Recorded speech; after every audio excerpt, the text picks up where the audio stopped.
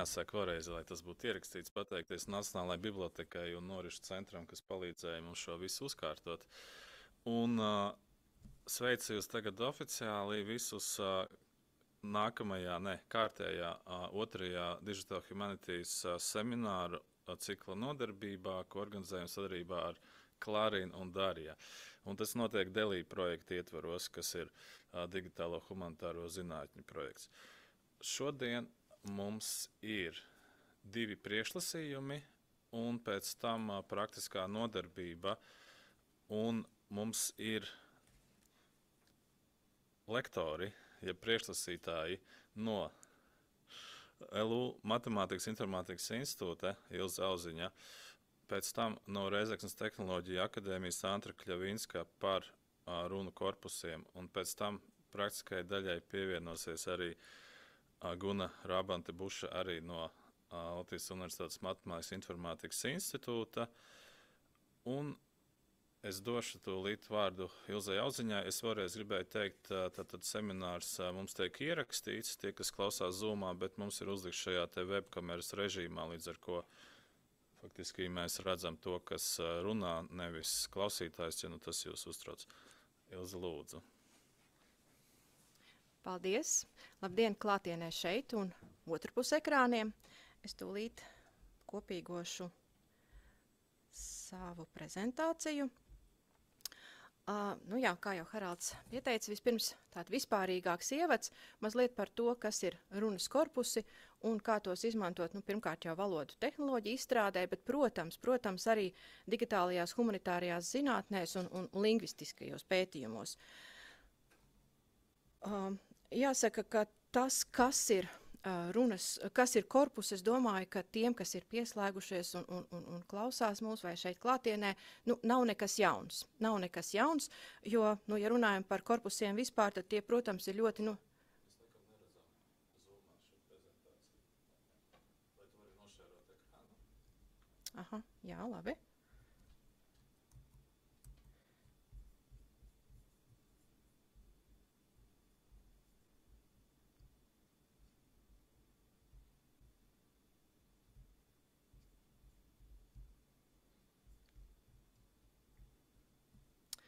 Tātad sākšu vēlreiz.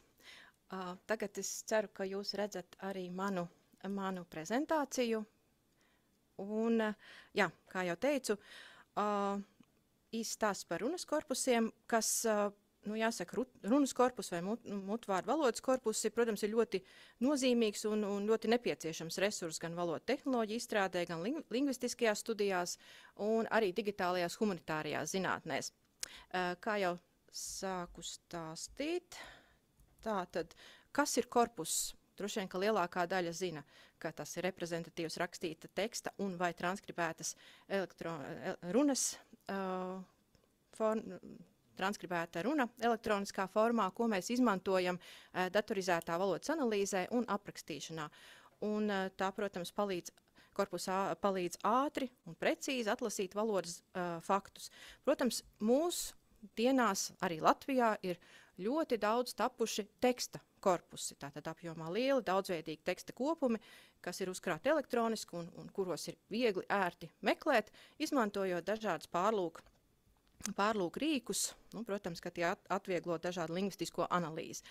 Bet turpat blakus ir jāmin arī runas korpus, kas, kā jūs teicu, ir runas ierakstu kopums, kas pieejams mašīnlasāmā formā un kur parasti dati ir sastatīti, tātad teksts, kas ir atšifrētais teksts, ir sasaistīts ar audio ierakstu. Un, protams, ka šie dati arī ir marķēti un dokumentēti.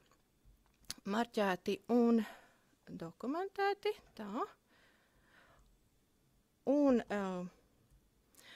kāds tad var būt runas korpus? Līdzīgi kā teksta korpusi, protams, arī runas korpus vispirms ir vispārīgs un specializēts. Ja runājam par vispārīgu runas korpusu, tad tas tiecas aptvert pēc iespējas plašāk latviešu valodas runāto ierakstu kopumu, parādīt, kāda latviešu valoda, īpaši, piemēram, latviešu literārā valoda, ir noteiktajā laika sprīdī. Bet daudz interesantāki un pētniekiem droši vien interesantāki varētu būt specializētie runas korpusi, kas savukārt pievēršas kādai konkrētai pēc dažādām pazīmēm atlasītai audio ierakstu kopai. Nu, piemēram, pirms vairākiem gadiem veidojām bērnu runas korpusu, kur ietvērām pavisam mazu bērniņu runu, apstrādājām, analizējām, skatījāmies, kā viņu runāt prasme attīstās. Vēlāk rādīšu, nesen ir tapis arī medicīnas vajadzībām izveidots runas korpus, tātad specializēts radiologu un medicīnas aprakstu, radioloģisku izmeklējumu medicīnas aprakstu ierakstu kopums. Tātad specializēts. Pēc kādas noteiktas pazīmes atlasīti audio dati. Un, protams, korpusā, ja runājam par runas korpusu, mēs varam ietvert ļoti dažādus tekstus, un sākot veidot korpusu, par to ir jāvienojas, jāsaprot, kā mēs šos tekstus, kādi būs audio ieraksti, kādi tiks iekļauti korpusā. Protams, mēs varam iekļaut lasītu tekstu, nu, tās var būt ziņas, kādā daļdarba lasījums, referāts, tātad grāmatu fragmentu lasījums, vai arī speciāli lasīti vārdu saraksti, kas varbūt īsti korpusa jēdzienam gluži neatbilst, bet tikpat labi šāda pieeja arī tiek izmantot. Tātad lasīts teksts un spontāna runa. Spontāna runa, tur arī šīs variācijas ir ļoti dažādas. Tātad sarunas, tātad tie var būt dialogi, polilogi, kur 2 vai vairāk cilvēki iesaistās sarunā, diskusijas, stāstījums par brīvs stāstījums, nelasot no lapas par kādu tēmu. Tā var būt saruna, izmantojot norādes, piemēram, karte, kur cilvēkiem sarunājoties, viņu sarunas, protams, tiek ierakstītas, kur cilvēkiem sarunājoties jānokļūst no punkta A līdz punktam B. Kā varat iedomāties, šādi runas korpus varētu noderēt, piemēram, navigācijas sistēmu izstrādē. Vai reālas situācijas modelēšana, arī spontāna runa, kur, piemēram, tiek modelēta situācija, kā mēs pasūtām picu. Kāds ir dialogs, kas notiek starp picas pasūtītāju un to, kas pieņem pasūtījumu, piemēram. Protams, runājot par spontānu runu, tur ir svarīgi skatīties, vai tā ir privāta, vai tā ir publiska, jo, protams, uzstājoties publiski, mēs kontrolējam sevi, un tad vairs šī runa nav tik brīva, un, protams, pētniekiem, kas mutvārdu valodu pēta, spontāna saruna, tas ir kaut kas ļoti noderīgs un interesants, jo tur mēs bieži vien, jo ilgāk runājam un aizmirstam, ka saruna tiek ierakstīta, jo dzīvāk šī saruna notiek. Tātad dažādi teksti, audio ieraksti var tikt iekļauti runas korpusā. Kādam nolūkam mēs varam izmantot runas korpusu? To jau mazliet arī pašā sākumā teicu. 3 lielas grupas, patiesībā 2 lielas grupas, pieliku arī valodas apguvēju, protams, mēs varam izmantot runas korpusu, bet noteikti tie ir lingvistiskie pētījumi. Ja mēs paskatāmies, kā fonētikas pētījumi notiek, bieži vien fonētiķi sagatavo pētījumiem nepieciešamo vārdu sarakstu, ieliek tos tā saucamajā ieliektos nesēju teikumos, un tad lūdz informantiem nolasīt speciāli iekārtotā telpā vai ar ļoti izcilu mikrofonu, tātad, lai būtu kvalitatīvi dati. Tie ir lasīti teksti fonētikas pētījumiem, protams, ļoti, ļoti nepieciešami, lai skatītos, kāda ir zilves intonācija, kā skaņas cita ietekmē, bet daudz interesantāk, protams, un plašāk izmantojami ir runas korpusi, kā es iepriekš teicu, ļoti dažādi šie ieraksti var būt. Un jo daudzveidīgāk ieraksti, jo plašākam interešu, plašākiem pētījumiem mēs, protams, šos runas korpusus varam izmantot, tieši runājot par lingvistiskiem pētījumiem. Piemēram, ja korpusā nav ietverti tikai literārās valodas runātāju ieraksti, bet ir arī kāda izlokšņu pārstāvju runas ieraksti, tad, protams, mēs varam salīdzināt dažādu izlokšņu runātāju izrunu vai salīdzināt to ar literārās valodas runātāju izrunu. Mēs varam skatīties, kādas pozicionālās pārmaiņas notiek runā saistītā runā. Jo, protams, vārdu robežās mēs zinām asimilāciju balsīguma ziņā, pārīs patskaņa redukcija vārda beigās, bet nonākot vārdiem blakus citam blakus tekstā, tad, protams, savstarpējā ietekme ir daudz lielāka, un tur mēs varam skatīties, cik bieži galotnes tiek norauts. Arī literārās valodas runātāji runā, kā vārdu robežā šī asimilācija balsīguma ziņā notiek, un tam līdzīgas lietas. Protams, arī teikuma intonācijas modeļus mēs varam pētīt, skatīties, īpaši tad, ja tas ir dialogs, kur sarunājas jautājums atbilde, kurš vārds tiek teikumā uzsvērts, kāda ir teikuma intonācija jautājuma teikumā, vai tiek runāts vienlaicīgi. Tātad, tā pētījuma joma, ko mēs varam pētīt, izmantojot runas korpusu, ir ļoti plaša. Un šobrīd arī veidojot plašu sarunvalodu korpusu, tātad arī runas korpusu, mēs saprotam, ka arī par jaunu vārdu veidošanu spontānā runā mēs varam skatīties un vērot, kas notiek, tātad vārdarināšanu. Un nemaz jau nerunājot par spontānās runas sintaksi. Tātad lingvistisko pētījumu lauks ir plašs, tātad gan fonoloģijai, gan sarunu analīzē, gan dialektoloģijai ir noderīgi runas korpusi, bet, protams, arī šādi korpusi ar rūpīgi atlasītiem, bagātīgiem sociodemogrāfiskiem, tātad sociolingvistikas datiem arī ir ļoti noderīgi, jo parasti vācot ierakstus tiek norādīts. Pirmkārt jau dzimums, vecums, ja ir iespējams, tad arī izglītības līmenis, vieta, no kurienes nāk, tad tas jau vēl papildus informāciju dod, ko var izmantot analizējot. Lingvistiskie pētījumi, bet nemazāk svarīga ir valodas tehnoloģija izstrāde. Te tie 3 vaļi jāmin, tātad runas atpazīšanas sistēmas, kas tiek veidotas, izmantojot plašus runas korpusus. Te gan būtiski ir korpusā apkopot, ja runājam par runas sintēzes sistēmu izstrādi, pēc iespējas viena runātāja vai plašus, viena runātāja, daudz viena runātāja ierakstus. Bet, protams, runas sintēzes sistēma vajadzībām tur var būt daudz dažādi, īsāki, garāki, dažādi runātāji ieraksti. To visu, protams, var dialogu sistēmās apvienot. Tālāk arī rādīšu, vismaz pieminēšu kā piemēru latviešu valodas runas korpusus, un arī, principā, tad, kad tika izveidots 2013. gadā runas atpazīšanas korpus, tieši šai vajadzībai veidots korpus 100 stundu ierakstu liels, ortogrāfiski transkribēts, tad varēja patiešām attīstīties latviešu valodas runas tehnoloģijas. Tātad runas atpazīšanas sistēmas, gan tildes balss zinām, gan arī mākslīgā intelekta laboratorijā tika izveidota runas atpazīšanas sistēma, kas tieši mediju vajadzībām tika izmantota un tiek izmantota. Un vēl kā trešo mazāko nolūku, kam izmantot runas korpus, ir valodas apguve un valodas mācīšana. Pati praksē esmu pārbaudījusi, rādot studentiem runas korpusos piemērus, lūdzot salīdzināt, analizēt tur pieejamos datus. Tas ir viens, ja mēs studējam filoloģiju, mēs varam izmantot runas korpusus kā ļoti labu piemēru avotu, bet, protams, arī veidojot, izstrādājot mācību materiālus, tie arī ļoti noder. Pirmkārt jau paši audio ieraksti, bet arī tā struktūra, kas, īpaši runājam par dialogu, tur var redzēt to dzīvo sarunu, kāda tad veidojas un parādīt kā ļoti labu, vai ļoti labu, vai vienkārši kā piemēru, kā mēs runājam, kāda ir tā dzīvā sarunvaloda.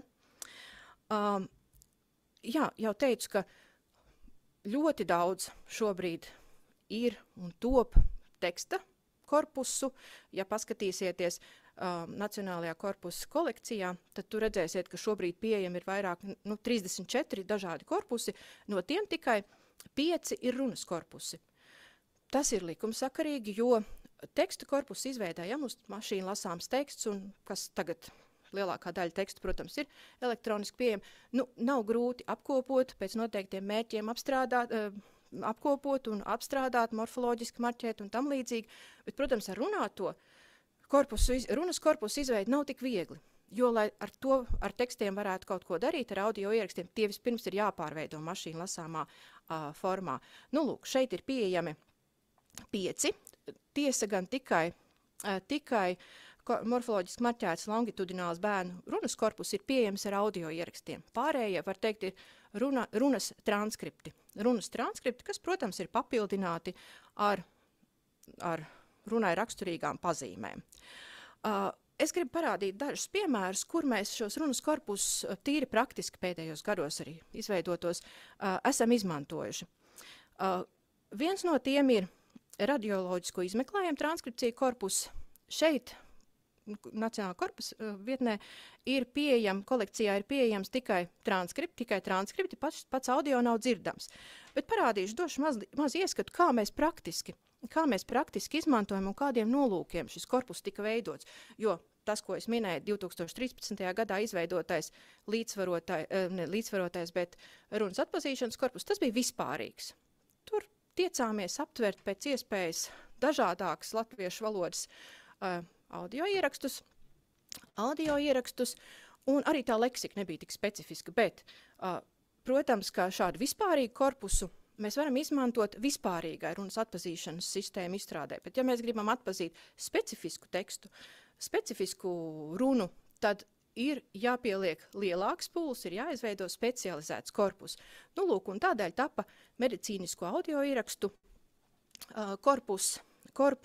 Ko tad mēs izveidojām, ko mēs izmantojam RutaMed platformas izstrādē, tātad medicīnisko audio ierakstu automatizētas transkribēšanas platformas izstrādē, kur vispirms tika gan teksta korpus izveidots, gan arī runas korpus. Runas korpus, tātad 30 stundu liels, vairāk nekā 70 runātāji, kur bija gan radioloģiski izmeklējumi, gan slimība apraksta gan mazāk, tātad pamatā radioloģiskie izmeklējumi. Un uz kura balstoties tika izveidota arī, tātad mēs automātiski atpazinām tekstu, transkribējām, sapratām, kā pēc tam šo tekstu savērst. Teiksim, ja tur ir minēts 5 mm liels veidojums, tad kā mēs to pārveidojam teksta formātā, tātad izmanto gan lai to varētu izmantot gan diktējot ārsti vai viņu palīgi diktējot izmeklējuma rezultātus un saņemot jau mašīnu lasāmā formā rezultātu, tātad šeit ir tas starposms, redzams, kur nav teksts savērsts, pārveidots tā, lai būtu tālāk sūtāms un dodams pacientam vai citiem ārstiem. Nu, un šeit ir redzams jau kā tas izskatījās gala rezultātā, kur automāti izmantojot šo runas korpusu specializēto, tātad tur bija speciāli termini, latīniski nosaukumi un vispārējais, kas tad arī izrunas vārnīcā tika ietverts, nu, un tādēļ šī sistēma, var teikt, darbojas ļoti labi. Tas ir viens veids, kā mēs speciāli darbojamies, atlasām audio ierakstus, transkribējam, veidojam izrunas vārnīcu, bet otrs veids ir vienkārši lūgt tautai iesaistīties, ziedot savu balsi, savu mazo audio ierakstiņu, lai varētu izveidot visiem brīvi pieejamu runas korpusu. Nu, lūk, varbūt esat dzirdējuši, ka no šī gan māja sākuma tiek aktīvi reklamēta balsu talka, kuras mērķis tad ir apkopot daudzveidīgas latviešu valodas runas paraugus un to transkripcijas, lai pēc tam pirmkārt varētu izmantot runas tehnoloģiju izstrādēji. Tas sākotnējais mērķis bija 100 stundas, bet 100 stundas jau esam pārsnieguši, pateicoties aktīvai iesaistei. Šobrīd tiecamies līdz gada beigām 1000 stundu savākt, tā kā aicinu visus iesaistīties. Bet viens mērķis, kā jau teicu, ir runas tehnoloģijas, bet tikpat labi. Mēs varam šos audio ierakstus, tātad tie tiks piedāvāti publiski visiem pieejami, un tos varēs izmantot arī lingvistiskiem pētījumiem. Mazs ieskats, kā tad tas izskatīsies. Šeit ir jau apkopotie dati, redzami korpusu pārlūku programmā NoSketch, un parādīšu, kā tad Nu, mēs, piemēram, meklējot, kā izrunā augsts vai augsts, kāda ir intonācija, to varam redzēt, jo tātad mēs katru ierakstu varam noklausīties, salīdzināt un, ja interesē, arī lejuplādēt mūsu interesējošo audio fragmentu. Tā kā tas ir tas, uz ko mēs tiecamies, un balss talkas laikā tiek veidots šāds korpus, un arī cita projekta laikā tiek veidots, kā jau es teicu, latviešu valodas plašs, latviešu valodas runas korpus, kur būs arī sarunas iekļauts, ne tikai lasīt teikumi. Ļoti īsi, es zinu, ka man nav laika, un Antra gaida, lai pastāstītu par latgaliešu runas korpusu, bet ja jūs gribat paši veidot, protams, korpus ir izveidoti un būs arvien vairāk runas korpusu pieejam ikvienam, bet, protams, varbūt kāds grib veidot pats savu korpusu kādam konkrētam mērķim.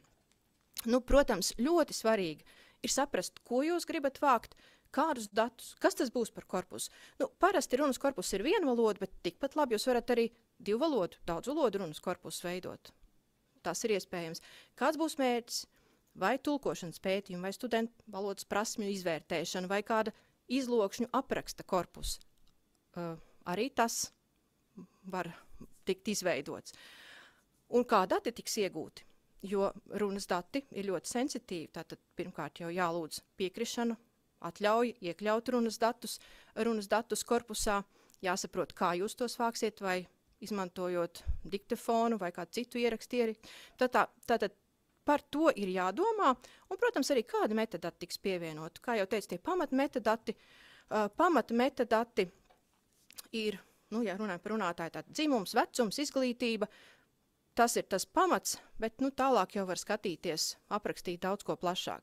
Nu jā, un runājot par runas korpusu veidošanu, lai vispār kaut ko sāktu darīt, ir jāsāk ar audiodatnē, protams, un ortogrāfisko transkripciju. Jāpadara teksts mašīnu lasāmā formā pieejams. Ja tas tā ir, tad mēs jau tālāk varam, gan fonētiski transkribēt, gan prosodiju marķēt, gan arī morfoloģisko un sintaktisko marķējumu pievienot. Metadati var būt ļoti dažādi, tad, ja runājam par runātāju, tad tie obligātie, protams, jānorāda runātāja identifikators, dzimums, vecums, un pārējais, ko jūs varat par katru runātāju pateikt, kāda viņa dzimtā valoda, svešvalodas zināšanas, nodarbošanās, tas, protams, viss var noderēt tālākos pētījumos. Ortogrāfiskā transkripcija arī ļoti atšķiras no korpusu uz korpusu, jo par to parasti sākot veidot korpusu vienojas tā veidotāji. Cik mēs precīzi parādīsim runu, ko mēs tajā iekļausim, ko mēs norādīsim. Skaidrs, ka tās vispārīgās tendences ir tādas, ka tiek pierakstīts viss teiktais, arī vārdu atkārtojumi, pārteikšanās, aprauti vārdi, neskaidri saklausāms teksts, viss. Un tad jādomā, vai mēs izmantojam lielos sākumburtus, vai mēs lietojam pieturzīmes. Tas viss ir vienošanās jautājums. Un te es esmu mazu fragmentiņu ielikusi, kādas mēs papildu pazīmes šobrīd veidojamajā korpusā pievienojam, tātad aizpildītās pauzes. A, ē, tās norādām. Ielpa, ja tā ir izteikta, vai pauze. Ja tā ir izteikta, kāda izteikuma vidū, ļoti labi saklausām. Līdz galam nepateikts veids. Vārds te, piemēram, te, tika, tur. To var just, es nemāku tā pateikt, lai būtu skaidrs, ka tur vienkārši bija minstināšanās, domāju, ko teikt tālāk. Lūk, tad par to ir jāvienojas, ko, kā darām. Un, protams, ja ir vēlēšanās, var savākt tos datus arī fonētiski transkribēt, izmantojot mašīnlasāmo transkripciju, bet tas jau ir daudz sarežģītāk un daudz laikietilpīgāk. Protams, šobrīd ir ļoti daudz programmrīku, kas palīdz pašiem savu korpusu veidot, te tikai daži no populārākajiem Exmeralda, Wavesurfer, un nākamajā daļā, otrajā daļā mēs paskatīsimies arī vienu no populārākajiem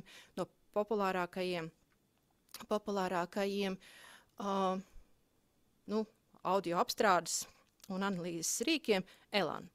Protams, fonētiķi ļoti labi pazīst prāt programmu, kuru arī var izmantot veidojot korpusus, bet tas būs daudz sarežģītāk. Paldies! Šobrīd es mazliet atkāpjos no skatuves.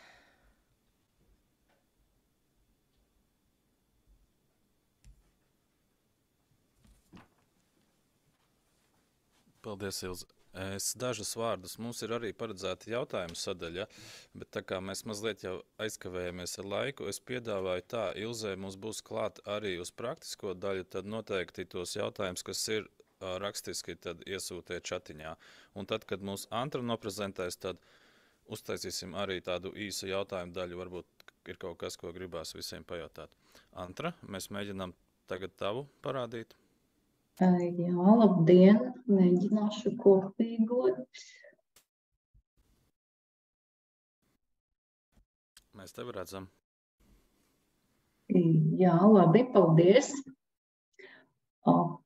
Tad es pārstāvu Reizeknes Tehnoloģiju akadēmijas pētnieku grupu, kas veidoja un arī turpina veidot mūsdienu latgaliešu runas korpusu, kas ir spontānas runas korpus, un kādiem mērķiem to var izmantot jau tikko dzirdējām priekšlasījumā. Korpus jau ir pieejams atvērtā piekļuvē, un vēlāk es ceru, ka arī izdosies nedaudz demonstrēt. Bet vispirms, kāpēc tad mums šķita svarīgi šādu korpusu veidot? Jo pēc UNESCO datiem latgaliešu valoda ir atzīta par vienu no pasaules apdraudētajām valodām, kas ir pakļauta riskam, jo visas paaudzes joprojām lieto mutvārdu formu, bet valodas ilgtspēja ir apdraudēta, jo netiek sistemātiski apgūta skolā, un gados jaunāko valodas lietotāju skaits samazinās. Un tāpēc valodas dokumentēšana un arī korpusu plaša pieejamība var palīdzēt aktivizēt arī pašu runātāju kopienu. Tāpēc ir svarīgi veidot tādu korpusu, kas ir pieejams un saprotams plašam interesentu lokam. Un korpusa izveide ir iespējama, jo plašs pasākumu loks reģionālo vai mazāk lietoto valodu aizsargāšanai un lietošanas veicināšanai ir ietverts Eiropas reģionālo vai minoritāšu valodu kārtā un citās Eiropas Savienības direktīvās. Arī valsts valodas politikas nostādnes paredz daudzveidīgu korpusu izstrādi, publiskošanu tīmeklī un pieejamību. Arī mūsu korpus ir veidots vairāku valsts pētījumu programmas projektu rezultātā. Un izlokšņu daudzveidības dēļ spontāna runas korpusa izveide ir laikietilpīgs process, kas ietver ļoti daudz manuāla darba, lai transkribētu un apstrādātu datus. Piemēram, projekta sākumā kolēģi sarēķināja, ka 1 minūtes audio ieraksta apstrāde un transkribēšana prasīja aptuveni 1 stundu laika.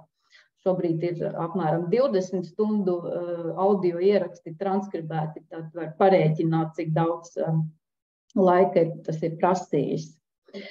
Taču, neraugoties uz to, ka tas ir diezgan laikietilpīgi, pētnieki saskata arī daudzas priekšrocības, veidojot runas korpusus, un tā ir liela datu apjoma pieejamība un ilgtspējība, daudzfunkcionalitāte, jo iespējams aptvert dažādas tēmas un žanrus, un arī svarīga ir kontekstualizācija, kas iespējama izmantojot dažādus metadatus. Nav tā, ka ideja radās tukšā vietā. Jau līdz šim bija izveidots mūsdienu latgaliešu tekstu korpus, kas tagad 2022. Gada versijā ir papildināts līdz 2 miljoniem vārdlietojumu. Un arī bija sakrājies daudz lauka pētījumos iegūto audio ierakstu, kas prasījās pēc tādas jēgpilnākas izmantošanas.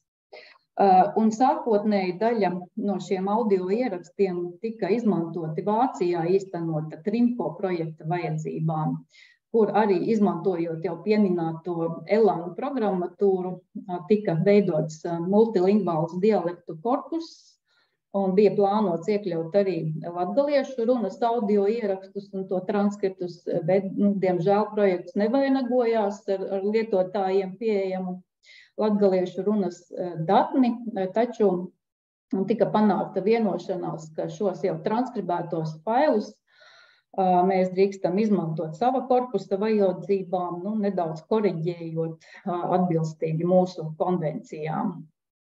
Bet pamatā darbu sākām 2021. gadā valsts pētījuma programmas projektā Humanitāro zinātņu digitālie resursi, integrācija un attīstība.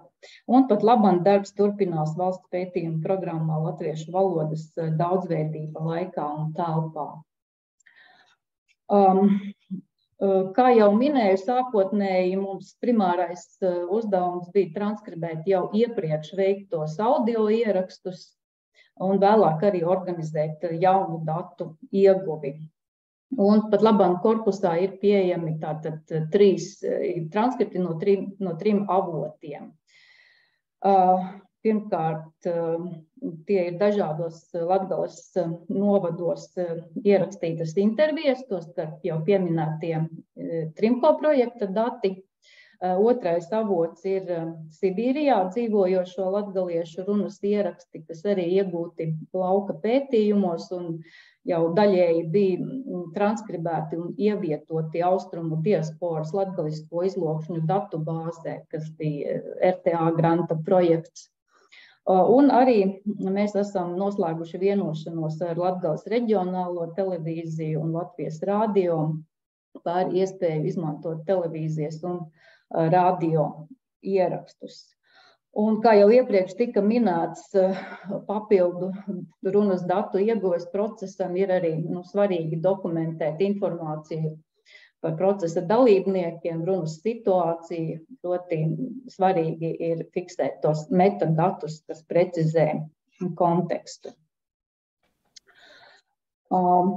Tad oriģinālos audio failus pirms transkribēšanas mēs apstrādājām tādā programmā Audacity, kur tika izgriezti nelietderīgie fragmenti, arī liela apjoma faili tika sadalīti mazākos. Un daži ieraksti, piemēram, mums bija MP3 formātā, tad mēs konvertējām WAV formātā, lai būtu vieglāka transkribēšana un segmentēšana. Un tad tālāk strādājām Elan programmā, ar kuru, tad es saprotu, šodien arī visi mēģinās darboties. Tā kā tie ir dialogi vai polilogi, tad katram runātājam tiek piešķirta sava rinda, un rindas tiek segmentētas, ņemot vērā loģiskās izteikuma robežas un runas pauzes. Līdz ar to tie segmenta garumi varējas. Tas arī ir diezgan laikietilpīgs process, sevišķi ir 2 vai 3 runātāji, un dažkārt gadās, kad runā 2 vienlaikus, un tad saprast, kurš ir kurš, un to segmentu precīzi nomarķēt arī diezgan sarežģīti. Un katram runātājam, gan intervētājam, gan informantam tiek piešķirts kods, lai atvērtā piekļuvē pieejamais teksts būtu pseidonimizēts. Piemēram, šeit ir redzams attēlā, ka intervētājs ir I20, tas ir kārtas numurs, un F apzīmē, ka tā ir sieviete. Savukārt, tad informants arī ir sieviete ar kārtas numuru 421, un 2007 ir dzimšanas gads. Ar to pseidonimizēšanu arī klājas tā, ka to runātāju ir diezgan maz un dažkārt viens otru pazīst, un arī pēc audio var atšifrēt, kurš ir kurš, bet nevienmēr. Korpusa veidotāji ir arī izstrādājuši savas teksta transkribēšanas konvencijas, ir vienošanās, un diezgan daudz grupā tika diskutēts, cenšoties veidot tādu pierakstu, kas būtu saprotams un viegli meklējams korpusā plašam interesantu lokam, tātad izmantot mūsdienu latgaliešu rakstu valodas ortogrāfiskā transkripcija, Bet tajā pašā laikā centāmies pēc iespējas precīzāk atspoguļot mutvārdu teksta iezīmes. Ja? Problēmas dažkārt sagrādā tie fonētiskie un morfoloģisko variantu daudzveidība arī dažādu latgalisko izlokšņu vai individuālo runas iezīmju atspoguļojums arī, kā jau tika minēts, pārteikšanā, saprautas vārda daļas, neskaidrs teksts, arī neverbālie elementi, smiekli un tam līdzīgi. Bet lielos sākumburtus mēs vienojāmies, ka izmantojam tikai īpaši vārdos, arī pieturzīmes nelietojam, tikai jautājuma zīmi, ja tas ir jautājums. Un veidojot korpusu, tika ņemti vērā labās prakses piemēri citu mazāk lietoto valodu un dialektu runas korpusu izstrādē. Un viens no tādiem labi strukturētiem un ērti lietojamiem resursiem mums šķita Spišas dialektu korpus Polijā. Un šī korpusa platformas veidotāji ir izmantojuši tīmekļa saskarnis POCO, ko autori raksturo kā viegli uzturamu un valodas datu meklēšanai tīmeklī efektīvu sistēmu, kas ir piemērota dialektu runas korpusiem un salāgojama ar ELAN transkribēšanas programmu. Tātad mūsu MUL-R korpus ir veidots uz POCO platformas 2. versijas bāzes. Un adrese ir mularkorpus.rta.lv. Un es mēģināšu atvērt saiti. Nezinu, kā man tas izdosies vai nē. Vai ir redzama arī tagad tā vietne?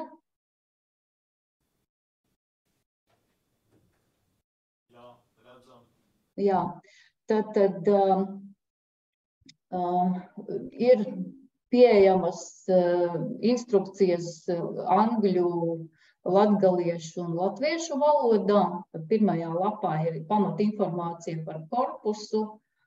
Un arī ir norādīta publikācija un saite, kur var vairāk lasīt par konvencijām, kā ir transkribēts teksts. Par korpusa projektu var arī vairāk izlasīt, un te ir redzama tā komanda, kas dažādos laika posmos ir strādājusi, veidojot korpusu. Statistikā mēs šobrīd varam redzēt, ka ir nedaudz pāri 172,000 vārdlietojumu. Diemžēl korpus nav lemmatizēts, mēs varam meklēt redzēt tikai vārdformas biežuma sarakstā. Skaidrs, ka biežāk korpusos ir šie palīgvārdi redzami, piemēram, pirmajā vietā te ir kas latgaliešu valodā droši vien visbiežāk būs prievārda funkcijā, reita, tātad atbilstoši. Un te var arī redzēt, piemēram, šīs te neverbālo piekrišanas signālu, kas diezgan bieži tiek izmantot spontānā runā. Nedaudz par iespējām, kā var meklēt, tātad nav lemmatizēts, bet mēs varam, piemēram, ierakstīt sakni vārda un noklikšķināt, ka vārds sākas ar šo sakni, un tad parādīsies arī visas formas, vai arī varam meklēt pēc galotnes vai izskaņas. Tad var arī atsevišķi atlasīt vienas konkrētas personas runā kādu valodas vienību. Mēs varam atlasīt pēc vietas, kur veikts audio ieraksts. Ja, tad te var redzēt gan Latvijā, Latgalē, gan arī Sibīrijas datus. Var atlasīt pēc vecuma, arī var atlasīt pēc avota. L nozīmē, ka Latgalē iegūtie dati, M ir mediju dati un R tas ir austrumu diasporas, reitu dati. Un arī varam, piemēram, atlasīt sieviešu vai vīriešu runu. Varam pamēģināt, piemēram, ko par valodu saka vīrieši. Jā, tad mēs redzam atbilstīgi šo te audio segmentu. Līdzīgi kā tika demonstrēts, tad arī šeit var leju pielādēt šo audio segmentu. Var redzēt arī plašāku kontekstu, kādā ir konkrētā valodas vienība aplūkojama. Varam redzēt arī paplašinātus metadatus, te gan tehniski nedaudz ir pilnveidojams, jo tūkojot kaut kas tie mums ir pārlēts. Piemēram, tad mēs varam redzēt, ka šis fragments tātad ir ierakstīts Reizeknē, 68. gadā dzimis vīrietis to runā. Tad apmēram tā tas izskatās. Jā, tā, šo es jau arī demonstrēju. Kādi tad ir tie mūsu secinājumi?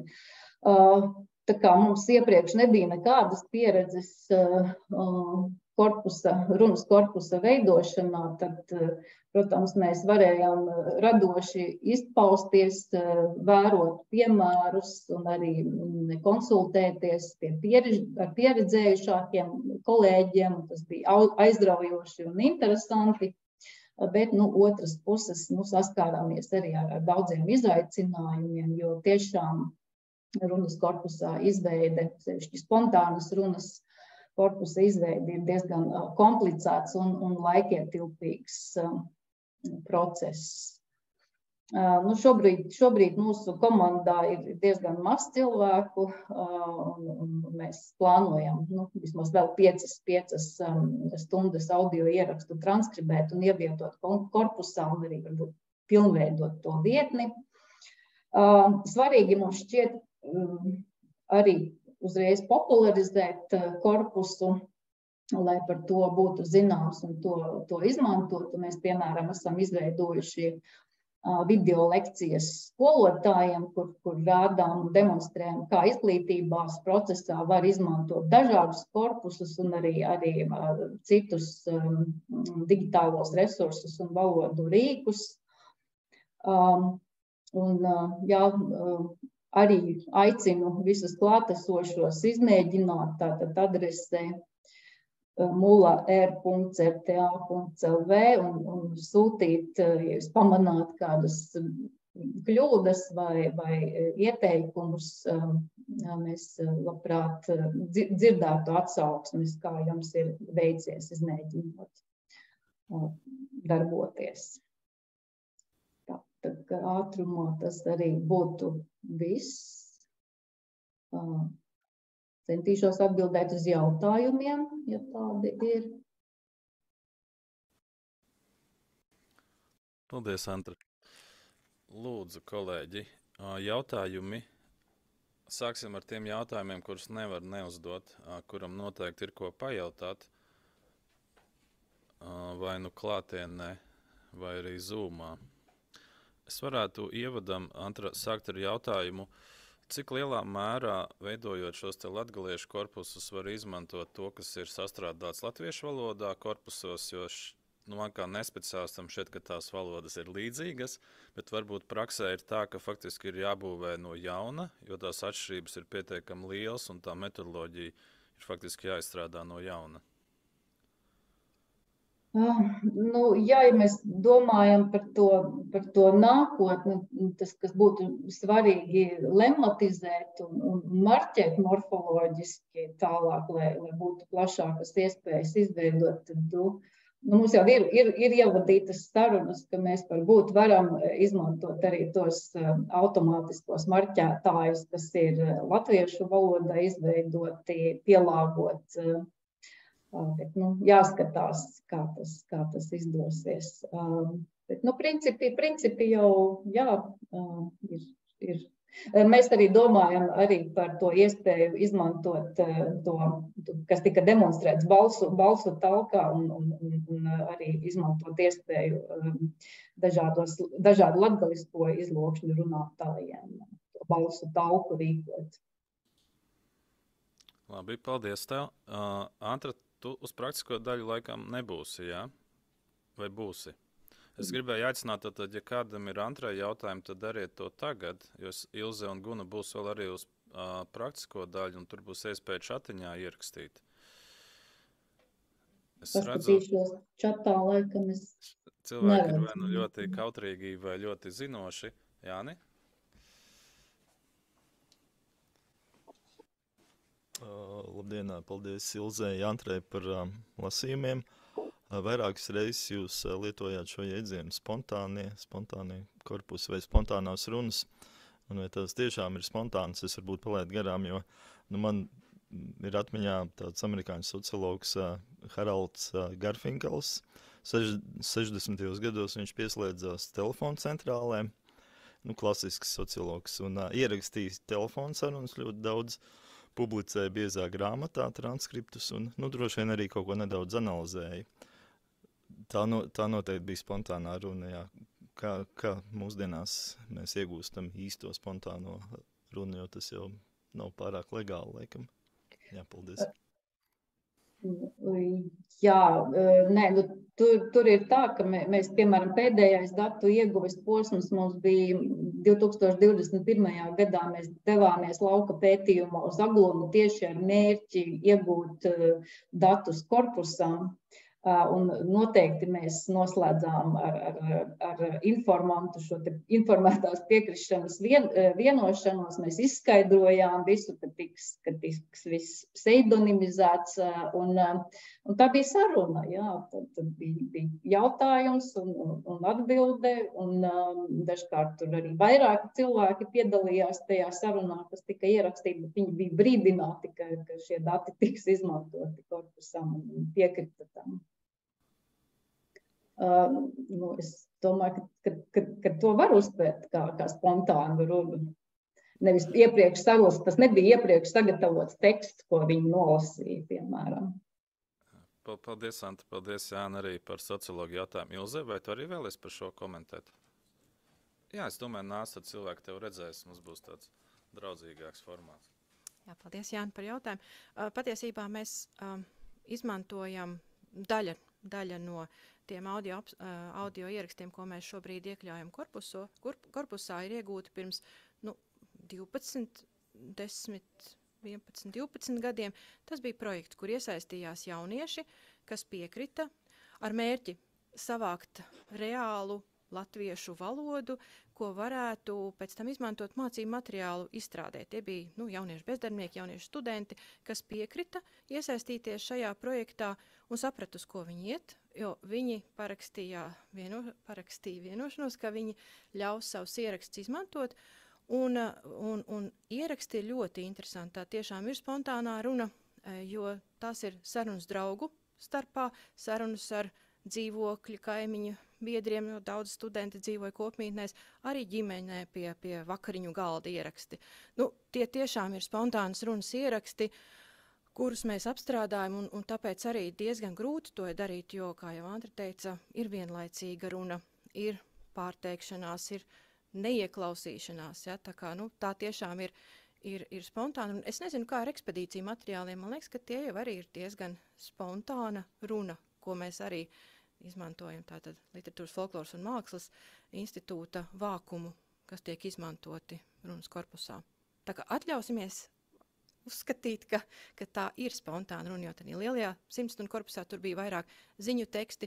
Jā, bija arī no saimnes tribīnēm izskanējušas runa, arī nosacīta spontāni, jā, bet tā bija publiska. Mēs vairāk šobrīd darbojamies ar privātu spontānu runu.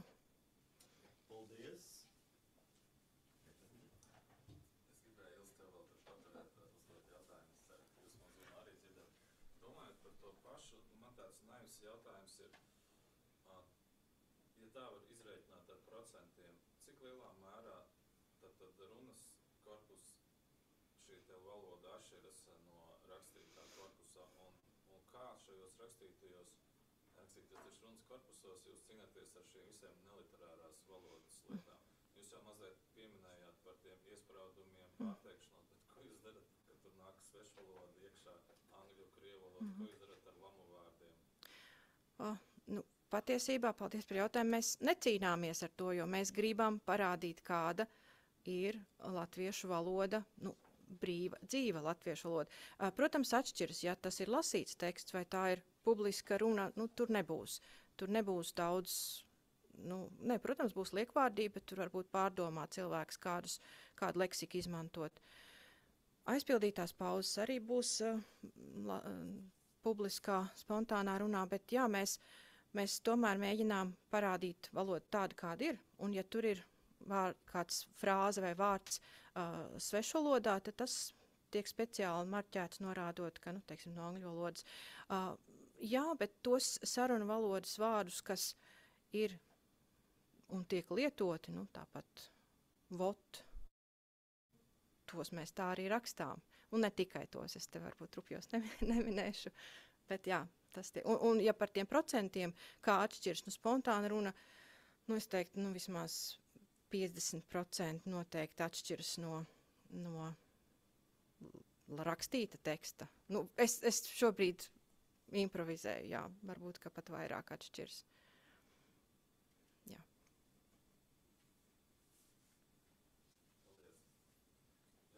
Gaidījis, ka teiks 50%, domāju, teiks, nu jā, tur ir 10% netīri piemaisījumi, bet faktiski tā izklausās kā cita valoda.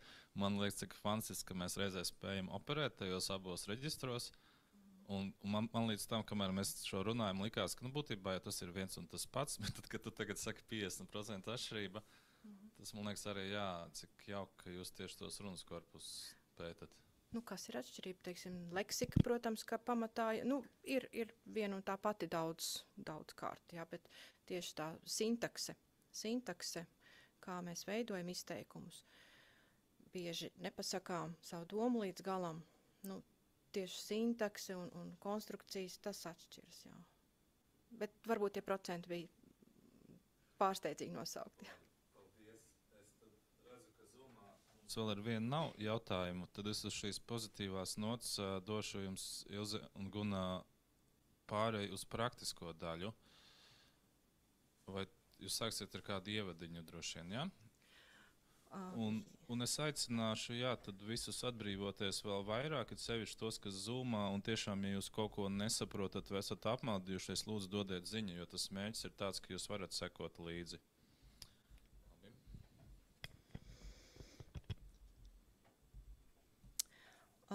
Nu, es domāju, ka, kā saka, ķersimies, vērsim pie ragiem un skatīsimies un mēģināsim apgūt, kā es rādīju, vienu no daudzām šobrīd patiesi populārām runas un video, tātad runas ierakstu, tātad audio un video ierakstu apstrādes programmām, kuru arī mēs veidojot, kā jau teicu, veidojot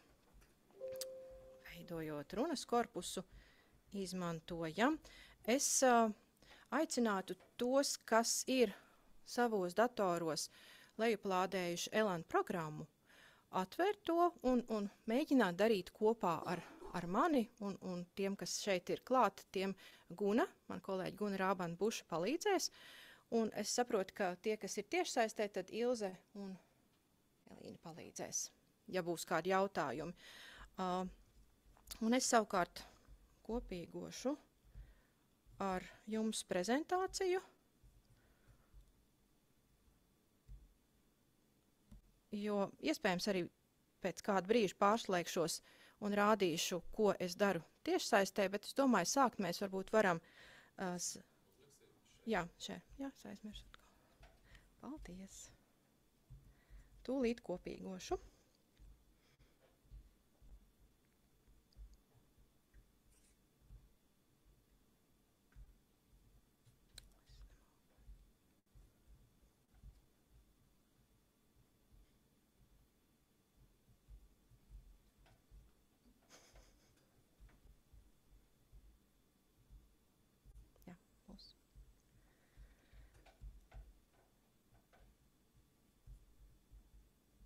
Tā, nu es ceru, ka redzat manu prezentāciju. Jā, tad runas ierakstu transkribēšana ar programmu Elan vai programmā Elan. Jāsaka, ka šī programma, kas ir izstrādāta Maksa Planka Psiholingvistikas institūtā Nijmegenā, arvien piedzīvo jaunas versijas, atjauninājumus, un pavisam nesen, vēl pirms pāris dienām, tai parādījās pavisam jauna versija, tātad Elan 6.5, ja pirms tam mēs arī paši strādājām, darbojāmies ar 4. versiju, tad, burtiski pirms pāris dienām, tā ir pieejama jaunākā versija. Jāsaka, ka šobrīd nesam tādas būtiskas atšķirības pamanījušas, lai gan tur tās iespējas, ko piedāvā programma Elan, ir ļoti, ļoti, ļoti plašas, un mēs varbūt 10. daļu no tām esam apguvušas. Un es ceru, ka veiksmīgi izdevās katram lejuplādēt programmu savā datorā atbilstoši, vai ir Macintosh vai kāds cits dators, un varat sākt darboties. Kā jau teicu, rīks paredzēts audio un video ierakstu transkribēšanai, un Elan programma nodrošina pirmkārt jau audio un video ierakstu segmentēšanu, vairākus veidus, kā skatīt anotācijas, ja marķējumu, arī vairāku līmeņu vai vairāku rindu līdzās pastāvēšanu, jo mēs, un es domāju, ka arī veidojot latgaliešu runas korpusu, kolēģi pamatā darbojas ar rindām, kas parāda runātāju maiņu, bet, ja skatāmies, kā izmanto Elan programmu, tad tur var ļoti, ļoti sazarotu hierarhisku struktūru parādīt, norādot gan tulkojumu, gan ja runas situācija jāraksturo, to darīt, trokšņus aprakstīt, tātad ļoti, ļoti plašas iespējas. Un, protams, kas ir labi, ka katrs transkribētais segments ir sasaistīts ar audio ierakstu. Jo kā bieži vien tiek atšifrēti audio ieraksti, mums ir teksta dokuments, blakus skan audio ieraksts, un mēs pierakstām, kas tad tur tiek teikts. Bet, izmantojot gan Elan programmu, gan arī kādu citu runas un video apstrādē paredzētu programmu, šī sinhronizācija notiek. Un, ja atliks laika, ja būs interesi, varbūt arī vēlāk parādīsim, izmantojot savu nelielu kopiņu, ko esam satranskribējušas, izmantojot Elan programmu.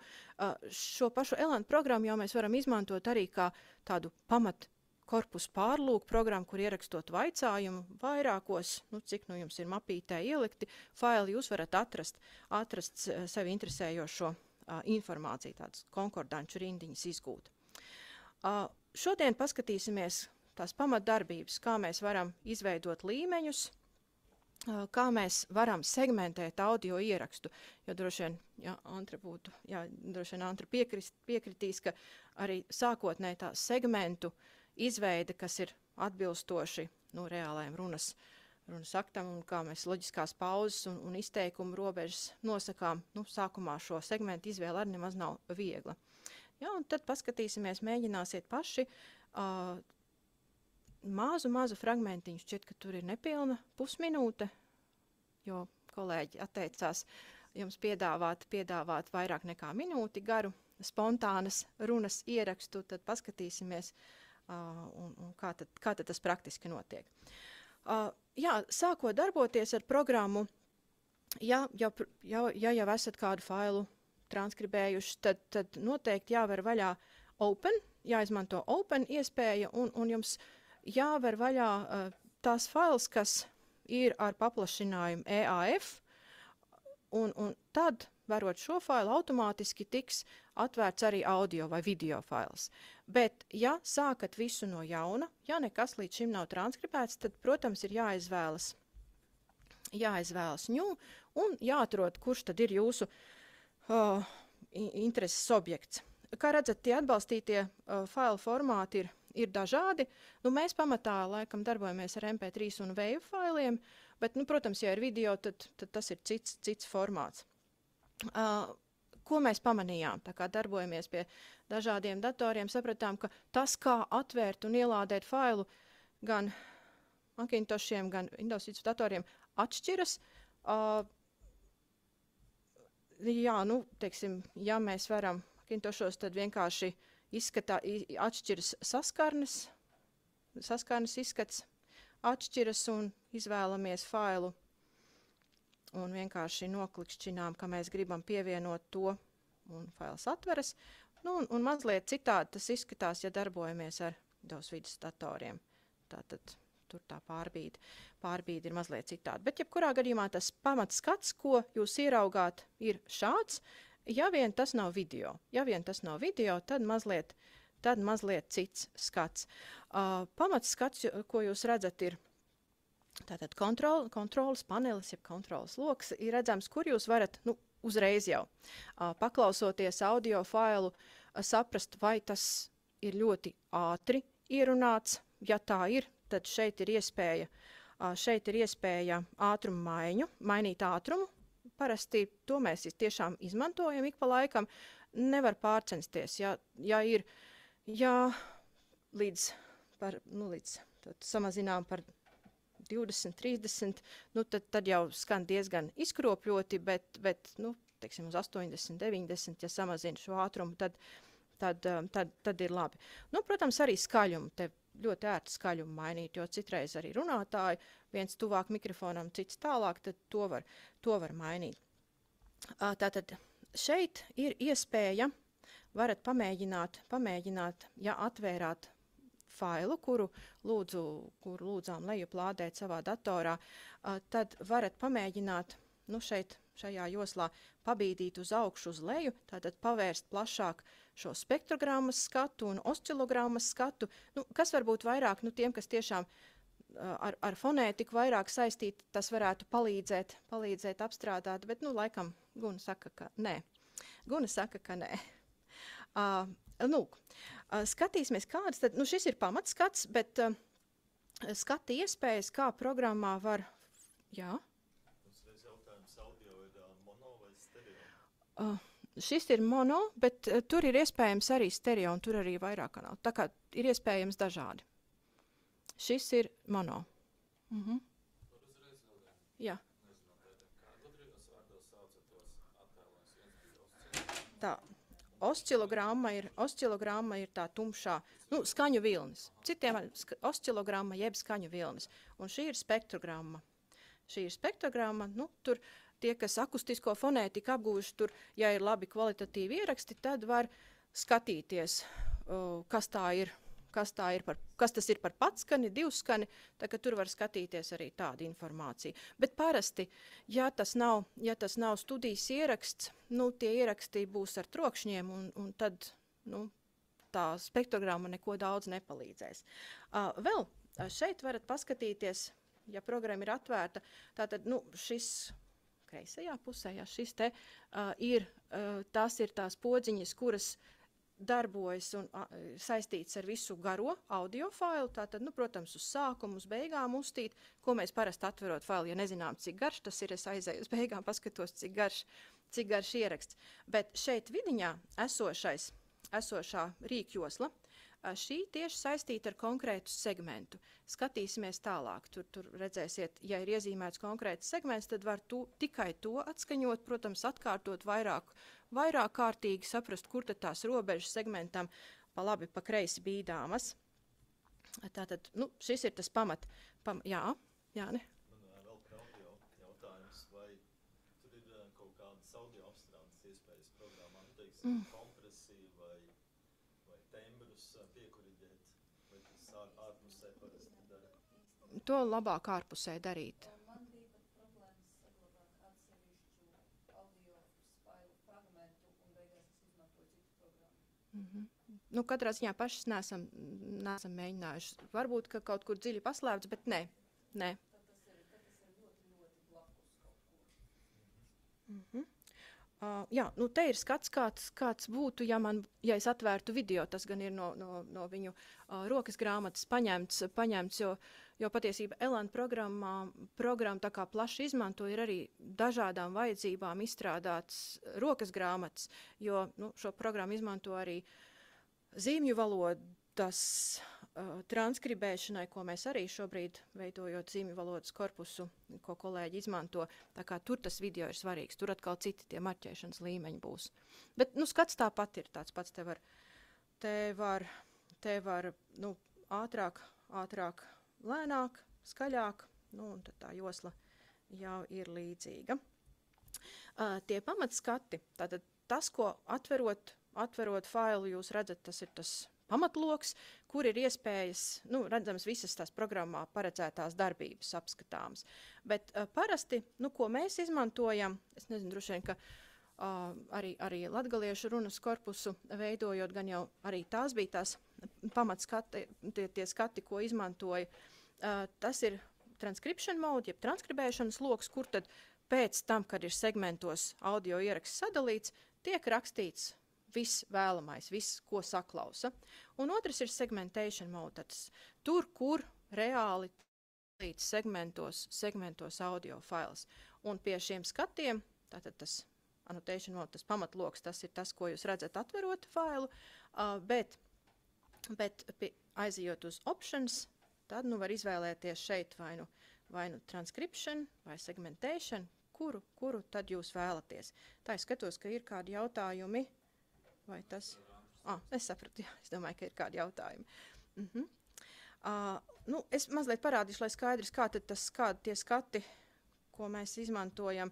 Nu, šis ir skats, kur segmentējam, tātad tur ir arī jūsu atvērtajā failā, šeit ir tas noklusētais default rinda redzama, ja tā kā skatīsimies tālāk, pievienosim vēl papildus runātājus, tur būs vismaz 2 rindas.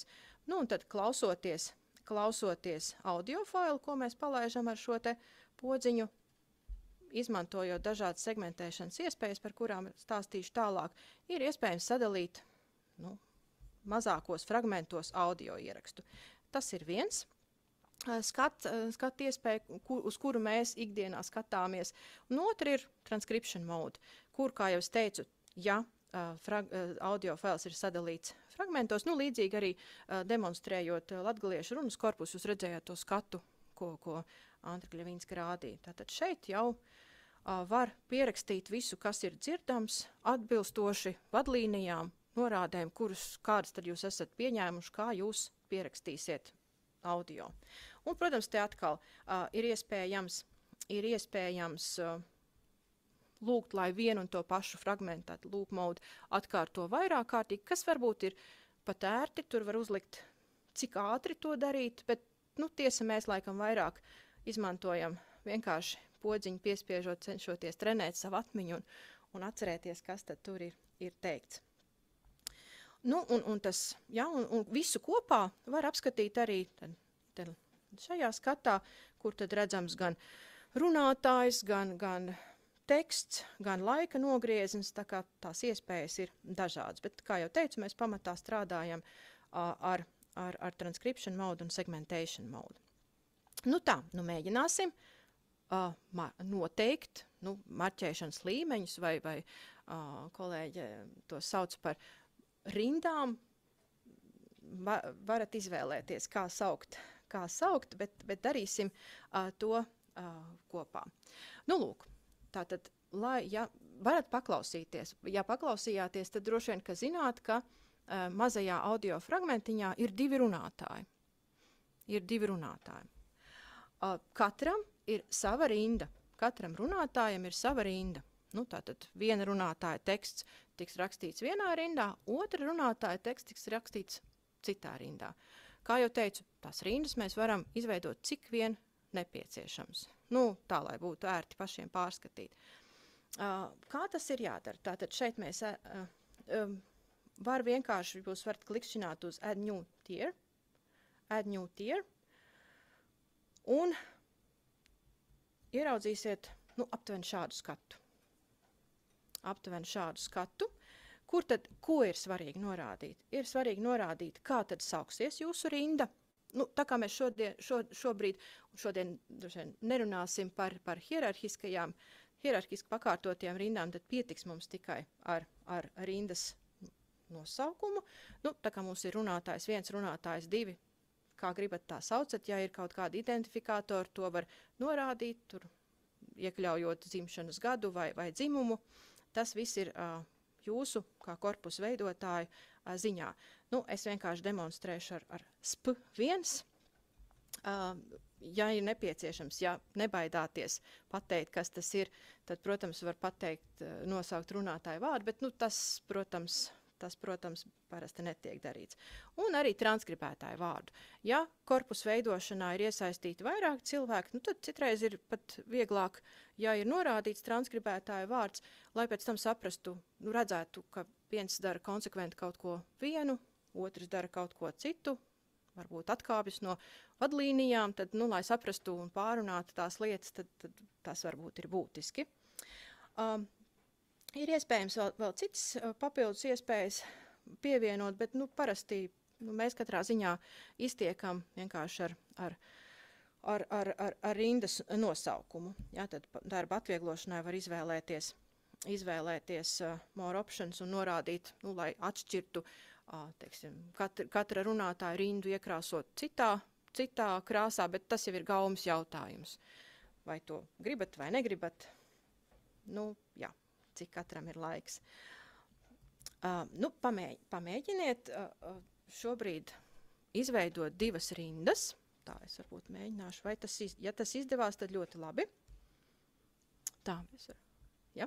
Ne? Es esmu atpalicis. Kā veicis pārējiem situācijām, ja jūs atvērāt programmas? Nu, es darīšu kopā ar jums. Rekur, es atveru programmu, es izvēlēšos jaunu failu. To pašu, kas ir jums. Nu, lūk, un man, tā kā šis nav Macintosh dators, man vienkārši jāpiespiež, ka es vēlos pievienot šo failu, to failu grupiņai, kurus es tālāk apstrādāšu. Jā, nu, lūk, šis ir tas pirmais skats, ko es atvēru. Kas atveras? Jā. Kāpēc? Tā, labi. Es vienkārši tad atkamināšu šo un pielikšu citu. Tā. Jā, tāpēc ir ielikts, nu, prezentācijā tie logi, lai tad būtu, tagad rādās labi.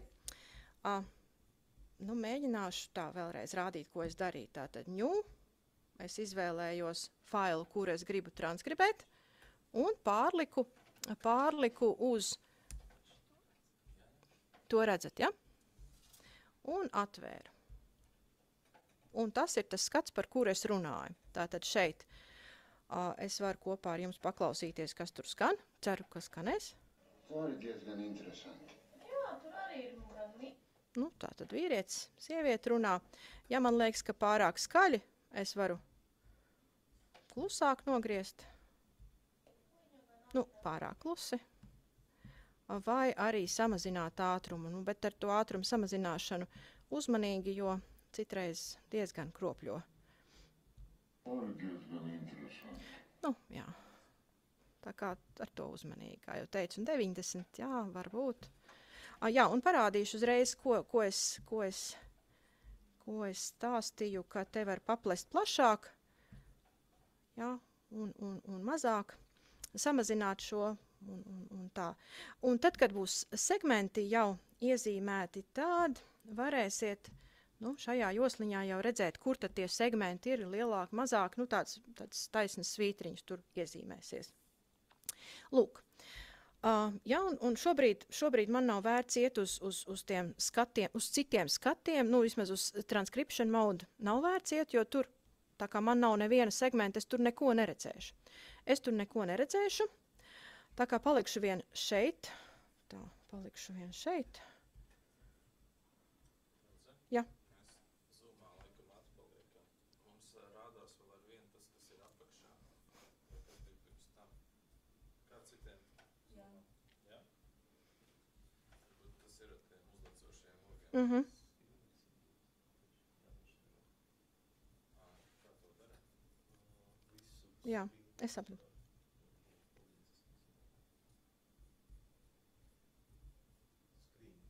Pirmais, labi. Domāšu to, jā? Ok. Jā. Labi. Redzam, tagad arī kustās. Labi. Varbūt arī skan. Tā ir diezgan interesanti. Labi. Tā, Nu, tad es tālāk darbošos. Nākamais, ko darīsim, izveidosim rindas. Tātad 2 runātāji, izveidosim rindas. Vienkāršāk droši vien būs add new. Add new, tie ir tā, vai redzat logu? Izlece logs. Labi. Nu, kā gribat nosaucat, es teikšu, ka tas ir runa 1.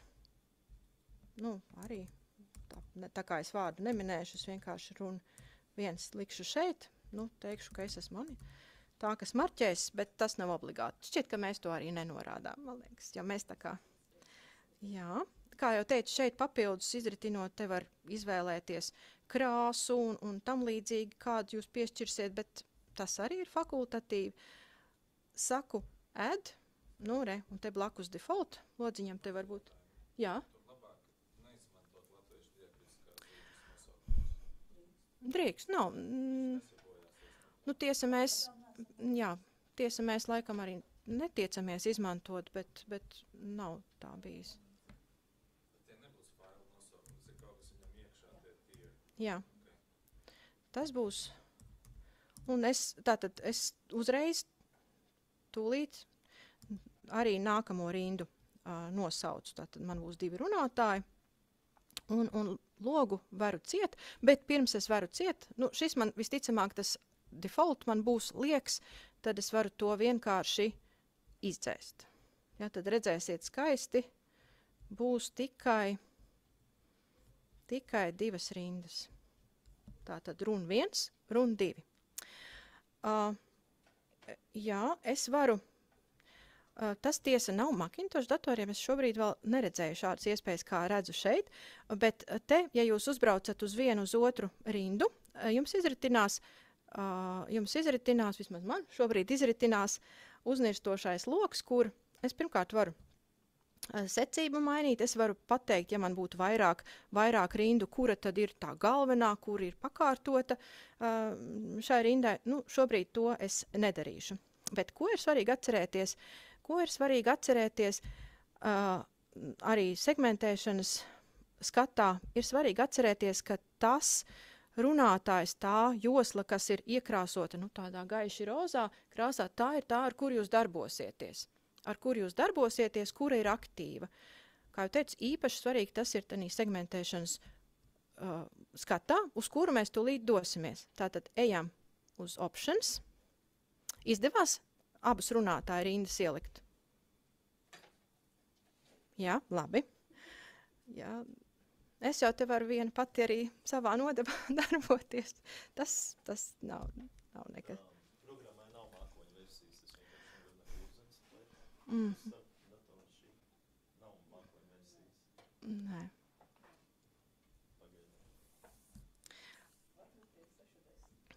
Jā, pie 6.5 tikai.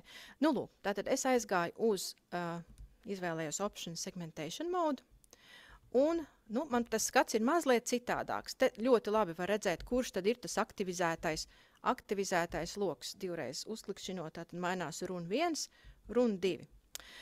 Nu, šeit sākas piņķerīgākā lieta. Tagad mums būs jāveido segmenti.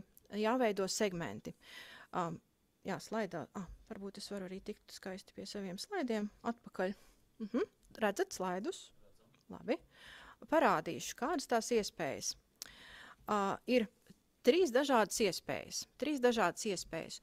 Tool keystrokes per annotation, tātad 2 taustiņu sitieni jūsu skan audiofāls, svarīgi. Nu, principā labāk ir palaist, lai skan audiofāls, nospiežat vienu, tur, kur liekas, ka segments beidzas, nospiežat otru reizi taustiņu.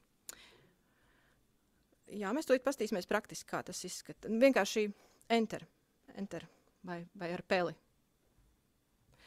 Viens taustiņu sitiens, tas izveidos segmentu, bet tie segmenti būs cieši blakus viens pie otra. Savukārt trešā iespēja ir viens taustiņu sitiens, bet jums ir fiksēta garuma segments. Saprotu, ka labāk ir rādīt dzīvē. Kā tas viss notiek, jā. Kāpēc jāveido segmenti? Nu, protams, ka var, nu, ja tur minūti cilvēki runā, protams, ka var to visu vienā laidā pierakstīt, bet ja tas ir monologs, jā, tad varbūt, ka nav problēma, ja mēs varam visu vienā laidā pierakstīt. Bet šeit ir mazliet sarežģītāka lieta, te ir dialogs. Te ir dialogs, runātāji mainās, varbūt vienlaicīgi viens virs otru runāt tādēļ, ja. Un, protams, arī pauzes, jo mums jau tās pauzes īsti neinteresē. Un arī pēc tam navigācija un meklēšana ir daudz Mhm. mazāk, ja ir atsevišķi izteikumi, nevis liels blāķis. Mhm. Kaut vai, jo segmenti mums sasaistās arī kopā ar audio failu. Līdz ar to, ja mēs paņemam atsevišķo segmentu, viņš nospēlē konkrēto tieši mūs interesējušās 3 līdz 8 sekundes, vai cik nu tur ir. Ja mums ir viss vienā lielā bez segmentiem sarakstīts, ja tas teksts fails ir 3 minūtes garš, mums pa tām 3 minūtēm ir jāmēģina atrast konkrētā vietā. Tas ir čakarīgi, nērti. Es teiktu, vienkārši. Bet darīt to var? Darīt to, protams, var. Nu, īpaši tad, ja tiešām ir kāds stāstījums vai kaut kas lasīts, ja? Bet nu, tad atkal jādomā, vai vajag izmantot Elan programmu, tad jau der Words un audio atskaņojam un tā. Nu, lūk, ko tad nozīmē tā segmentu tātad ar 1, ar 2 taustiņu sitieniem ar 1? Es sākšu atskaņot, es ceru, ka nebūs ļoti skaļi. Šeit uztīšu uz sākumu. Sākšu atskaņot. Tā arī diezgan interesanti. Nu, jau Jā, tur arī ir gan mirkliņa, gan arī tās anotācijas, tā nav, ka nebūtu nekā. Nu jau es aizrāvos. Bet laikam man jāuztais mazliet mazāks ekrāns, lai jūs arī ekrāna šo te programmas apakšpusi redzat. Šķiet, ka samazināšu tā. Lūk, mazliet pārbīdīšu tā. Jo te var brīvi iekārtot darba vietu, kā jūs vēlaties šeit rāpot tik uz vienu, uz otru svītru un uz augšu, uz leju visu pabīdot. Tagad es vienkārši demonstrēšu, ko nozīmē. Tikai viss pēc kārtības. Jā, tur tā Jā, teiksim. sajauktāk, jā. Jā, šitie Tātad, atkal- redzat, 2 reizes sākuma beigas iezīmēju, viss kārtībā. Man, protams, šie segmenti būs jādzēš ārā, tāpēc, ka es neparādu runātāju mājiņus, visu lieku vienam runātājam, visus segmentus vienam runātājam. Tas arī būs diezgan sarežģīti. Tālāk, ja es izmantoju tos saistītos segmentus, tas izskatās šādi. Tātad, Savādāk. Jāpapēta, jāpierod. Nu, redzat, vienā nu, arī diezgan viens pie otra šeit izveidojās segmenti, viens pie otra. Es, protams, varu šādā veidā aktivizējot to vienu segmentu no otra atdalīt, noliekot uz segmenta robežas paplest platāk un vai samazināt, ja, tad klausīties, atkārtot, saprast, kas tur skan, kur tad mums tā segmenta robeža jāliek. Kā jau Antra teica, tas ir sarežģīti. Vai jāsaprot, ko mēs ņemam vērā, vai to, kas te parādās kaut kas no rakstītā teksta, tās teikuma struktūra, ja, vai mēs mēģinām to atspoguļot segmentā, vai loģiskās pauzes, tas arī jāievēro, ja, jo citreiz tā ieelpa vai tā pauze ir kaut kur teikuma vidū, ko darīt. Vai to atstāt kā vienu veselu segmentu, tāpēc arī man tur bija piemērā, kur bija pauzīte norādīt, jo it kā izteikums būtu nedalāms, bet pa vidu ir pauze, kas kaut ko tur liek darīt, jā. Jautājums, vai segmentāciju var veikt citā programmā un ieksportēt šeit? Var. Saprotu, Var. mēs Audacity sagriežam gabaliņus, izmetam ārā tukšumus un kaut ko vēl apstrādājam pie viena, tur atzīmējam. Var. Īstenībā šai programmai ir ļoti, ļoti plašs importējamo failu klāsts no citām programmām. Arī viņa pati spēja eksportēt failus tā, lai viņi pēc tam būtu atbilstoši citām programmām. Jā, to var darīt, bet es nezinu, kā ir ar citām programmām, ja tur ir tie vairāk runātāji. Es pieņemu, ka tas ir atkarīgs no programmas. Ja programma spēj to ņemt pretī, tad tas ir ok, bet ja nespēj, tad... Tā kā, jā, tas ir iespējams. Bet ko mēs izmantojam? Mēs izmantojam to trešo iespēju, kur nosakām aptuveni, cik garš būs fragments, un tas nozīmē, ka atskaņojot, Tā nav, ka nebūtu nekā. es vienkārši dabūju nogriezni, kuru tad es varu pēc tam pārbīdīt pa labi, pa kreisi un tādā veidā sadalīt. Es atkal aizrāvusies. Labi. Es mēģināšu šobrīd vienam otram runātājam piešķirt kādu segmentu, lai mēs varam aiziet uz transkripcijas logu un pastīties, kā tad tur izskatās tas viss.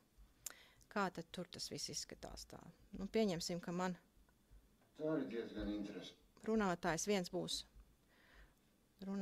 viens būs vīrietis. Nu, var arī šeit patiesībā skatoties oscilogrammā vai skaņu vilnī, jau aptuveni iedomāties, kur varētu būt skaņu robežas. Un, kā jau es teicu, ja es izveidoju segmentu un to aktivizēju, es varu noklausīties, izmantojot šo rīkjoslu, tikai to segmentu. Tā ir diezgan interesanti. Nu, it kā der, man liekas, šis segments tīri labi der. Tātad tas man būs runātājs viens. Jā, tur arī ir gan Nu, lūk, šī jau man ir runātāji 2. Tātad es aktivizēju otru logu un aptuveni iezīmēju šeit, kur tad tas runātājs varētu beigt runāt. Vai izdodas pa labi, pa kreisi paplest platāk, šaurāk segmentus? Jā, tur arī ir Gan mīklas, gan kas tur vēl. Jā, tur arī ir gan mīkliņa, gan arī. Nu, tad te var garāk pavilkt. Nu, tā var klausīties un atbilstoši. Jā, tur arī ir gan mīkliņa, gan arī tās Anotācijas.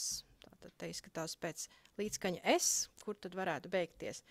Nu, lūk, šodien man ir divi segmenti, un kā redzat te ar peles labo taustiņu uz segmentu uzklikšķinot, parādās papildus iespējas, ja tur ir blakus 2 segmenti, kurus klausoties, nu, liekas, ka tos var apvienot, tad es to varu izdarīt, tātad vai nu apvienot, tā kā man pirms tā nav, man piedāvā tikai ar nākamo segmentu apvienot, tātad ar kreiso peles, ar labo peles taustiņu uzklikšķinot uz aktivizētā segmentu, to var panākt. Vai nu izdzēst vai sadalīt, tā kā tās iespējas ir dažādas.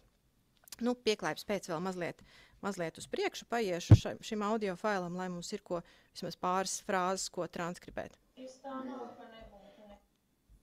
Nu, tātad te man vēl kaut kur pa vidu bija runātājs vīrietis, kuram es piešķiru vienu segmentu un atkal var paklausīties, cik tad tas ir garš, šis segments. Tā nav, ka nebūtu. Jā, nu tātad tā reakcija uz runātāju, otru runātāju man ir, un tad sievietes balss skanēja kaut kur šeit.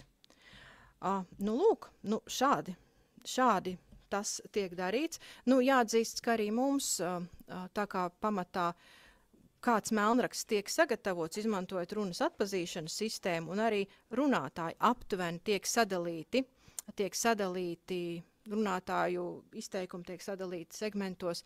Mēs izmantojam šādas iespējas, bet tiesa nezinām, vai tas ir ātrāk, vai tomēr ātrāk ir, ja mēs visu no jauna rakstām un nav jālabo, nav jāpārbīda segmenti.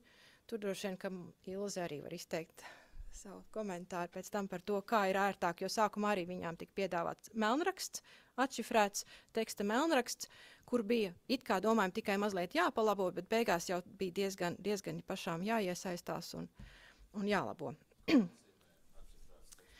Nu, izmantojot runas atpazīšanas sistēmu, ieraksti tiek automātiski atpazīti, kā nu ar diktafonu vai šādiem te ierakstiem, kā nu tas ir iespējams, kā ir iespējams izdarīt. Jā, nevienmēr tā precizitāte ir augsta. Tur ir diezgan daudz kļūdu. Pašām.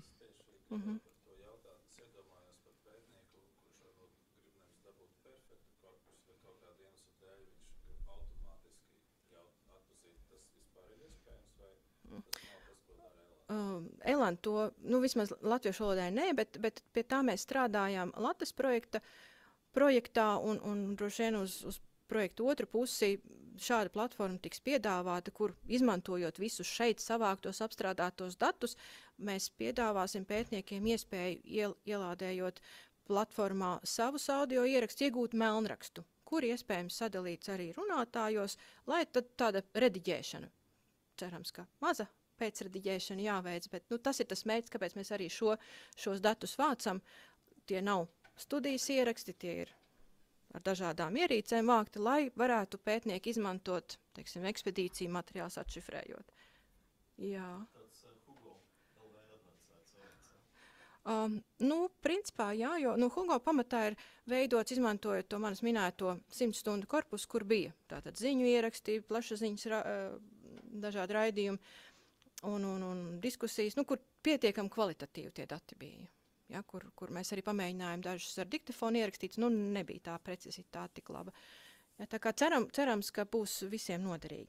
Bet pabeidzot to, ko mēs šeit sākām darīt, aptuveni daži segmenti šeit ir ielikti. Paskatīsimies, kā tad tas izskatās transkripcijas skatā. Transkripcijas skatā, atverot tātad options, transcription mode, šeit pirmkārt ir iespējams, noklusētais ir 8 fontu, 8. izmērs fontiem, bet, protams, var izvēlēties lielāku. Un tad izvēlēties šādu skatu, kur jūs redzat, tā kā mums ir 2 runātāji, daži segmenti tikai man vismaz noteikti. Es varu uz katra iezīmētā baltā tukšā lauciņu uzklikšķināt. Tā ir diezgan interesanti. Tātad noklausīties, kas tur skan, un pierakstīt.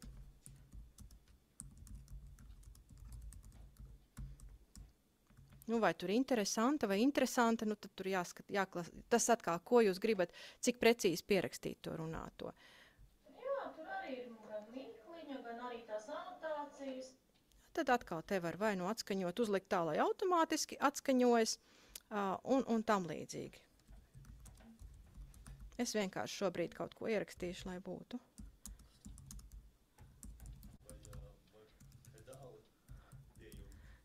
Šai programmai šķiet, ka nē. Tur ir citas tās programmiņas, kur... Patiesībā šeit ir ļoti ērti, ja vēlreiz noklausīties. Es nezinu par Macintoshu, bet Windowsā ļoti labi strādā vienkārši poga tab. Viņš, kā piespiež tabu, viņš sāk no sākuma. Īsti pedālim nav vajadzības, jo, teiksim, arī segmentēšanas laukā, piespiežot space vai control space, viņš atskaņo. Pedāli, protams, var piejūgt, bet, teiksim, manā izpratnē šai programmai tas ir diezgan neliederīgs finanšu ieguldījums. Jā, un tad katru frāzīti mēs varam lūgt, lai mums atkārto. Tā ir diezgan interesanti. Tā ir diezgan interesanti. Jā, Tā arī, ir diezgan interesanti. tas var būt kaitinoši, bet jā. Vēl ir tā, ka mēs klausoties šos segmentus šajā skatā redzam, kaut kas nav, jāpabīda robežu pa labi, pa kreisi, tad gan jāiet atpakaļ uz segmentation mode un tad jāsaprot, kas tad tur jādara. Neiet, protams, tik ātri, tā kā Andra arī teica, lēni. Ja īpaši, ja ir dialogs un kur nu vēl 3 un vairāk cilvēku runā, mēs gan tādus cenšamies no tādiem ierakstiem izvairīties, bet nekad jau tā nav. Tā ir pamat procedūra, kas ir jādara. Bet, protams, ko darīt pēc tam? Jā, visus failus, protams, var saglabāt. Citreiz ir tā, ka programma pati piedāvā jau automātiski saglabāt, bet sākot strādāt tikko uzinstalētā programmā, ir vēlams tomēr aiziet uz automatic backup, jo ir bijis tā, ka tu ilgi transkribē. Viss gandrīz ir pabeigts, un pēkšņi kaut kas notiek, un viss tavs darbs ir vējā. Tādēļ, es ieteiktu, pēc noklusējuma ir nevar, bet uzlikt, lai ik pa laikam tomēr saglabā.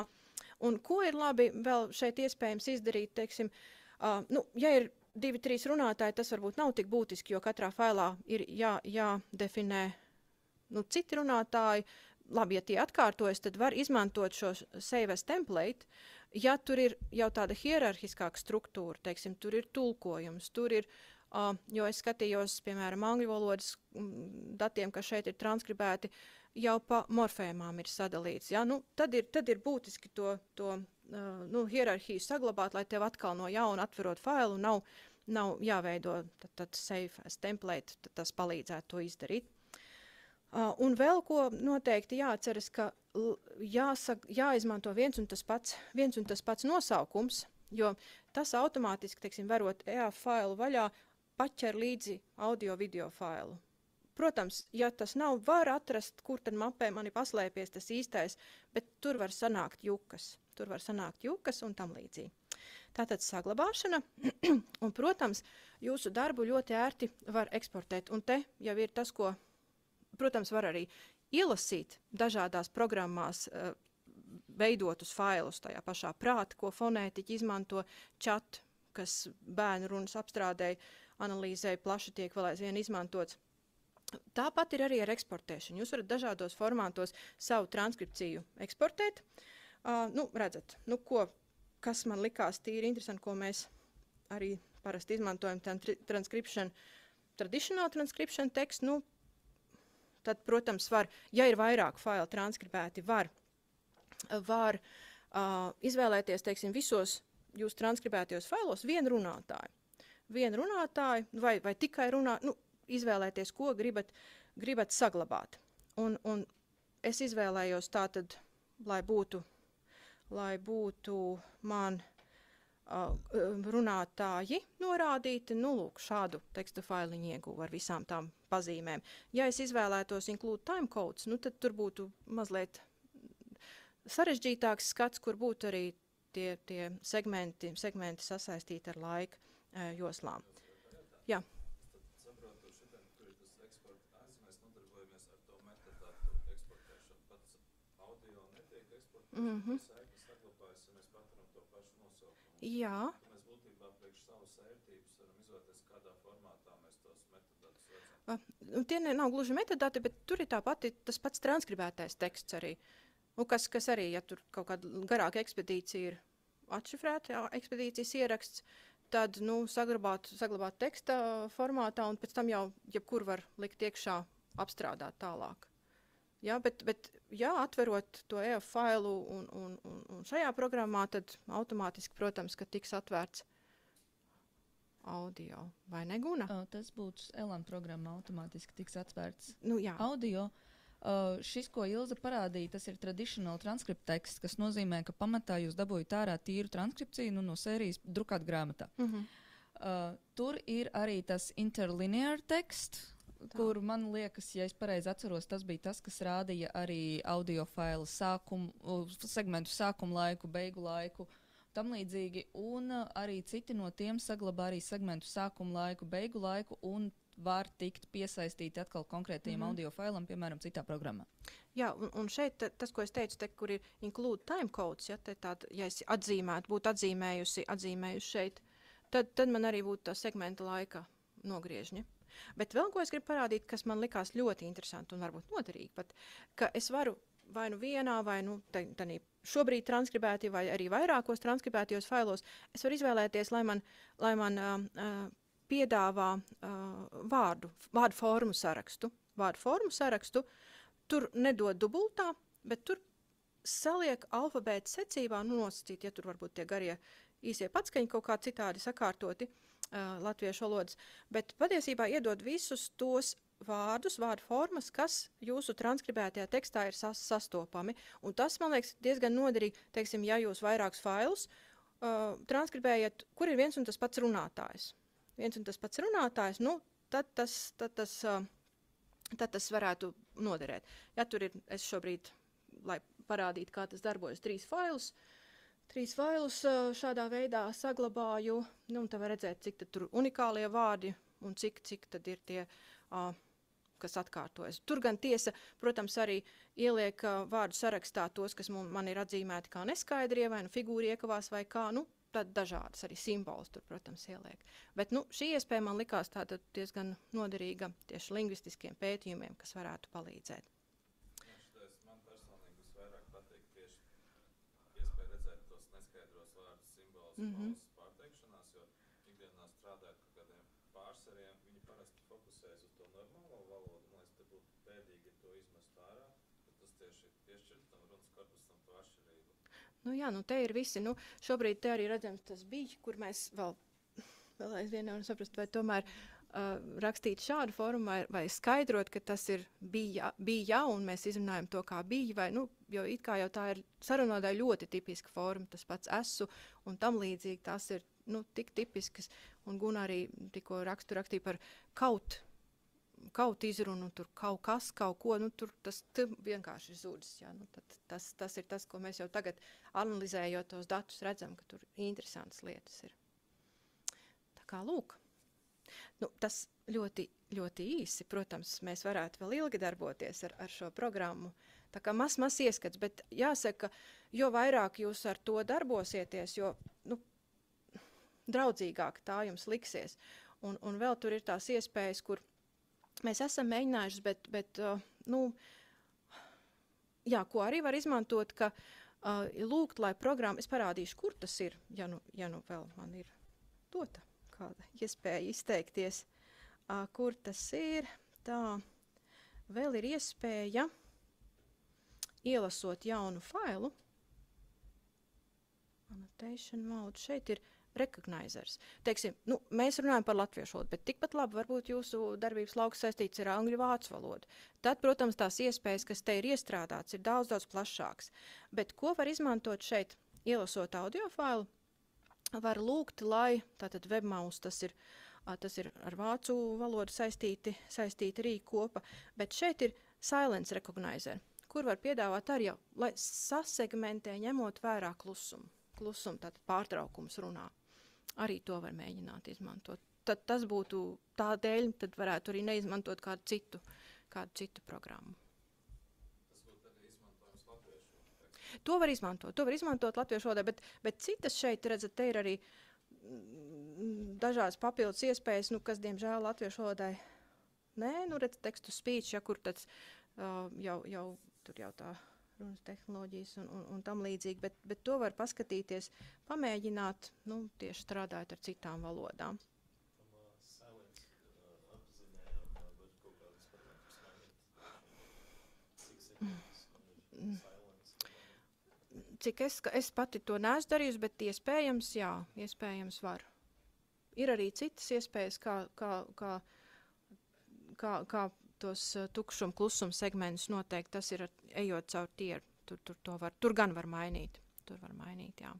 Vai jūs esat darījuši tā, jūs esat smuki notranskribējušas, bet audio ir pazudis, jums vajag audio, un tad jūs no jauna uzmanējat? Nu, tā mums par laimi nav bijis, un diez vai tas būtu iespējams, vismaz, nu, tiem dialogiem, jā, baidos, ka nē. Vismaz šiem, ja tas būtu. Es domāju, bet tam varētu arī būt praktiski nozīme, ka tādā veidā mēs varam īsti anonimizēt runu. Tas gan, jā, jo tagad, nu, paklausoties vienu otru ierakstu, mēs, protams, ka, nu labi, šeit mums ir nepazīstami cilvēku runa, mums nepazīstam, bet, teiksim, 100 stundu korpusā, protams, ka mēs atpazīstam gan politiķus, gan, nu, kas nu tur runā, nu, kā var neatpazīt, jā. Tā kā.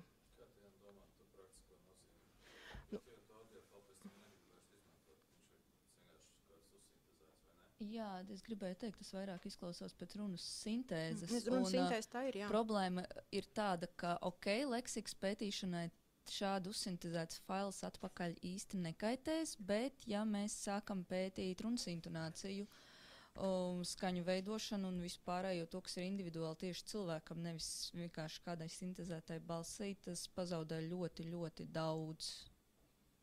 Tāpēc es īsti neredzu tam šobrīd vismaz nekādu zinātnisku pamatojumu. Bet kas zina? Kas zina? Varbūt esat ievērojuši, varbūt ne šobrīd Arnis Balčus fotogrāfus jau vairāk nekā pusmēnesi izstāda rīko, kur viņš izstāda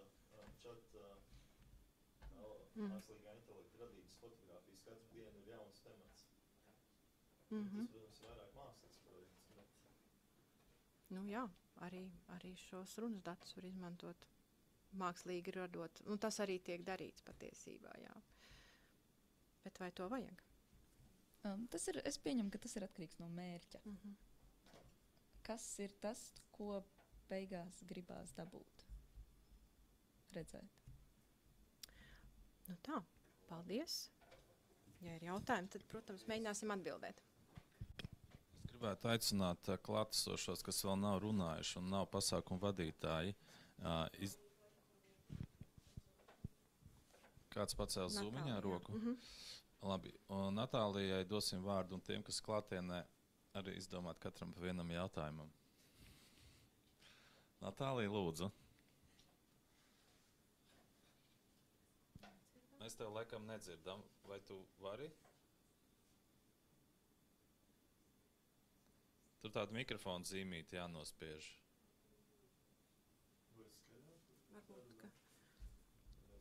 Ok. Pamēģini tagad? Nē, laikam mēs tev nedzirdam. Tagad arī nē. Tagad dzirdam. Dīvaini. Labi, man ir jautājums par runas korpusiem, ka es patiesībā darba dēļ izmantoju tos, bet es pamanīju, ka pirms kāda laika jums bija tiešām atsevišķās lapas, kur bija arī transkripcijas pieejamas, un tagad, diemžēl, viss ir tikai no Sketch Engine, un nevar vienkārši klausīties failos, vai es pareizi saprotu, ka pagaidām vēl, nevar, un vai tas atkal būs iespējams, jo, man, protams, dažreiz man gribas pārbaudīt tiešām, kā cilvēki izrunā vārdus, nevis tikai transkripcijas, jo transkripcijas arī ir noderīga informācija, piemēram, kad, ja tiešām transkripcijas satur informāciju par to, ko mēs rakstām, nezinu, kā abreviatūras vai ar skaitļiem visas šīs normalizācijas informācija. Tas ir ļoti svarīgi, to es varu redzēt arī no Sketch Engine, arī, ja transkripcija to aptver, bet vai jums arī ieraksti būs arī atkal pieejami? Jā, mums tie 2 korpusi, kur bija pieejami ieraksti, tas mazais 8 stundu korpus Larko, tas, diemžēl, tehnisku iemeslu dēļ šobrīd nav pieejams, un arī lielais 100 stundu korpus nav, diemžēl, pieejams tehniski iemeslu dēļ, bet pie tā tiek strādāts, lai šo kļūdu novērstu. Bet topošais korpus gan būs ar visiem audio, gan transkripts, gan audio, līdzīgi kā latgaliešu runas korpusā būs iespējams noklausīties un paskatīties un meklēt korpusā. Bet mazliet pacietības, tā kā būs šobrīd. Skaidrs. Nav, bet būs. Un tad man vēl tehniskais jautājums par, nezinu, par ētiku vai kaut ko līdzīgu. Es neatceros vienkārši jūs kaut kā aprakstāt, piemēram, balsu talkā, tur ir aprakstīts, ka šos failus izmantos tieši šajā veidā, ka varēs arī lejupielādēt un tā tālāk, jo es domāju, ka balss ir ļoti, tāda personiskā lieta, un, protams, ka, bez balss mēs arī varam pat cilvēku identificēt, un, protams, kā kaut kādi apraksti, ja jūs pieteicat datus, tad jūs esat gatavi, ka jūsu ierakstu varēs, piemēram, lejupielādēt un tā tālāk. Jā. Par balss tālku runājot, paldies, Natālija, par balss tālku runājot, tur patiesībā katrs cilvēks, kas tur ieraksta savu balsi, jau dod piekrišanu, ka viņa balss tiks izmantota, tādā veidā, dodot atļauju. Tur, protams, ir iespēja, Common Voice platforma piedāvā arī reģistrēties, un tad tas, protams, ir ļoti labi, jo mēs tad kaut nedaudz varam kādu metainformāciju, metadatus savākt, par dzimumu, varbūt pat par vecumu, ne, par dzimumu un vietu, no kurienes nāk, bet katrā ziņā cilvēks pats vai bez reģistrēšanās, ierunājot vai reģistrējoties, dod savu piekrišanu. Jā, tā kā, it kā mums ir vaļa pēc tam šos datus izmantot, gan valodu tehnoloģiju izstrādē, gan pētniecībai. Un runājot par topošo runas korpusu, ko mēs citādi vācam, kur ekspedīcija materiāli Literatūras folkloras mākslas institūta tiek iekļaut, tur jau arī tā, līdzīgi kā Antra Kļavīnska teica, tur ir atļauja no runātāja saņemta, ka viņš ļauj iekļaut. Un līdzīgi arī ar sarunvalodas ierakstiem, par kuriem es teicu. tur jaunieši ir devuši atļauju šos ierakstus izmantot. Protams, pēc balss, jebkurā gadījumā ir sensitīvi, jau mēs varam atpazīt pēc balss ļoti labi, kas ir runātājs. Paldies. Vienkārši es redzēju vienkārši, ka tur kaut kāda loga, kur tikai pārbaudīt teikumus, var arī nereģistrēties, tāpēc es nebiju pārliecināta, bet paldies. Gaidīšu jūsu korpusu, ka būs pieejams. Jā. Vēl ciedam mikrofonu. Paldies. Man īstenībā jautājums un interesi ir mazliet par citu tēmu. Es gribēju pajautāt, vai jūs arī institūtā nodarbojaties ar mērījumiem? Piemēram, zilbju garumu mērījumiem vai ko tādu? Nu, katrā ziņā mēs ik pa laikam jā, arī ar eksperimentālo fonētiku nodarbojamies. Šobrīd par zilbas garumu nav bijusi interese, bet katrā ziņā patskaņu kvantitāte gan ir skatīta.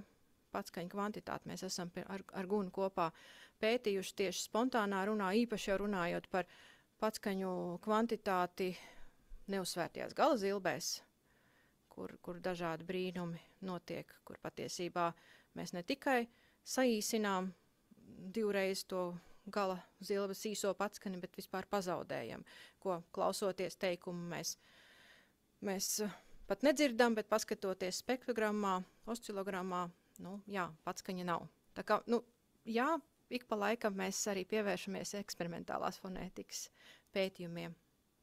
Atslodzīja no korpusu veidošanas, jā, tas ir. Eksperimentālā kādā nozīmē eksperimentālā? Tas nozīmē, ka tiek izmantot gan šī paša vai spektrogramma metode vai oscilogramma metode, nomērīts, kur tad tieši skatoties, kur tad tieši sākas beidzas zilbe, un tad protams, aprēķināt vērtība, veidotas garas Excel tabulas un tam līdzīgi. Paldies. Varbūt man vērts kaut kad aiziet pie jums ciemos. Es esmu etnomuzikoloģi, un es bišķīt ar to nodarbojos, jo latviešiem ir tie recitatīvi teiktās dziesmas, un, kas ir tuvākais runai mūzikā. Un tur, piemēram, šobrīd mēs ņemamies ar zilbju mērīšanu, zilbju garumu mērīšanu, un īsnībā dažreiz nemaz nav viegli saprast, kur zilbas sākas un kur beidzas. Piemēram, tieši tā. Ja ir kaut kāda šņāceņa, tā viņas sauc, kas savieno zilbas, piemēram, kurā brīdī likt vispār kaut ko jaunu, un tas ietekmē ritmu, un tad, tas ir tas, kas mūs nodarbina. Tad zilba robeža patiesībā, transkripcija mums ir pavisam citādāk, tur nots un tas viss, bet tieši tie mērījumi, tas ir, man liekas, tas, kas mūs varētu vienot ar runu, jo tas ir īstenībā jau valodas nesējs tās dziesmas ir. Jā, noteikti. Tad, arī tad droši vien, ka vairāk tā programma prāt varētu tikt izmantot, kur papildus arī automātiski tiek savākti tie dati. Jā, es to prātu vēl neesmu iemācījusies lietot. Tas būs nākamā semināra darbs. Paldies.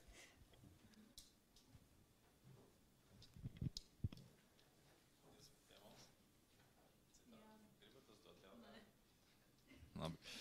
Okay.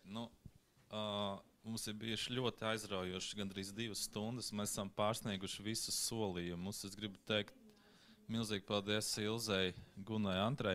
Manuprāt, bija tiešām ļoti interesanti. Mēs droši vien varētu runāt vēl stundām, un kaut kad droši vien jātaisa kaut kāds nākamais specifiskāks. Tā, es skatos, Zoomiņā arī neviens neko nesaka. Tad teiksim paldies arī visiem aktīviem jautājumu uzdevējiem. Un jā, maz aplausi. Un šis ieraksts būs pieejams arī Digital Humanities mājaslapā un ziņosim par nākamo, kas varētu būt. Paldies un jauku dienu!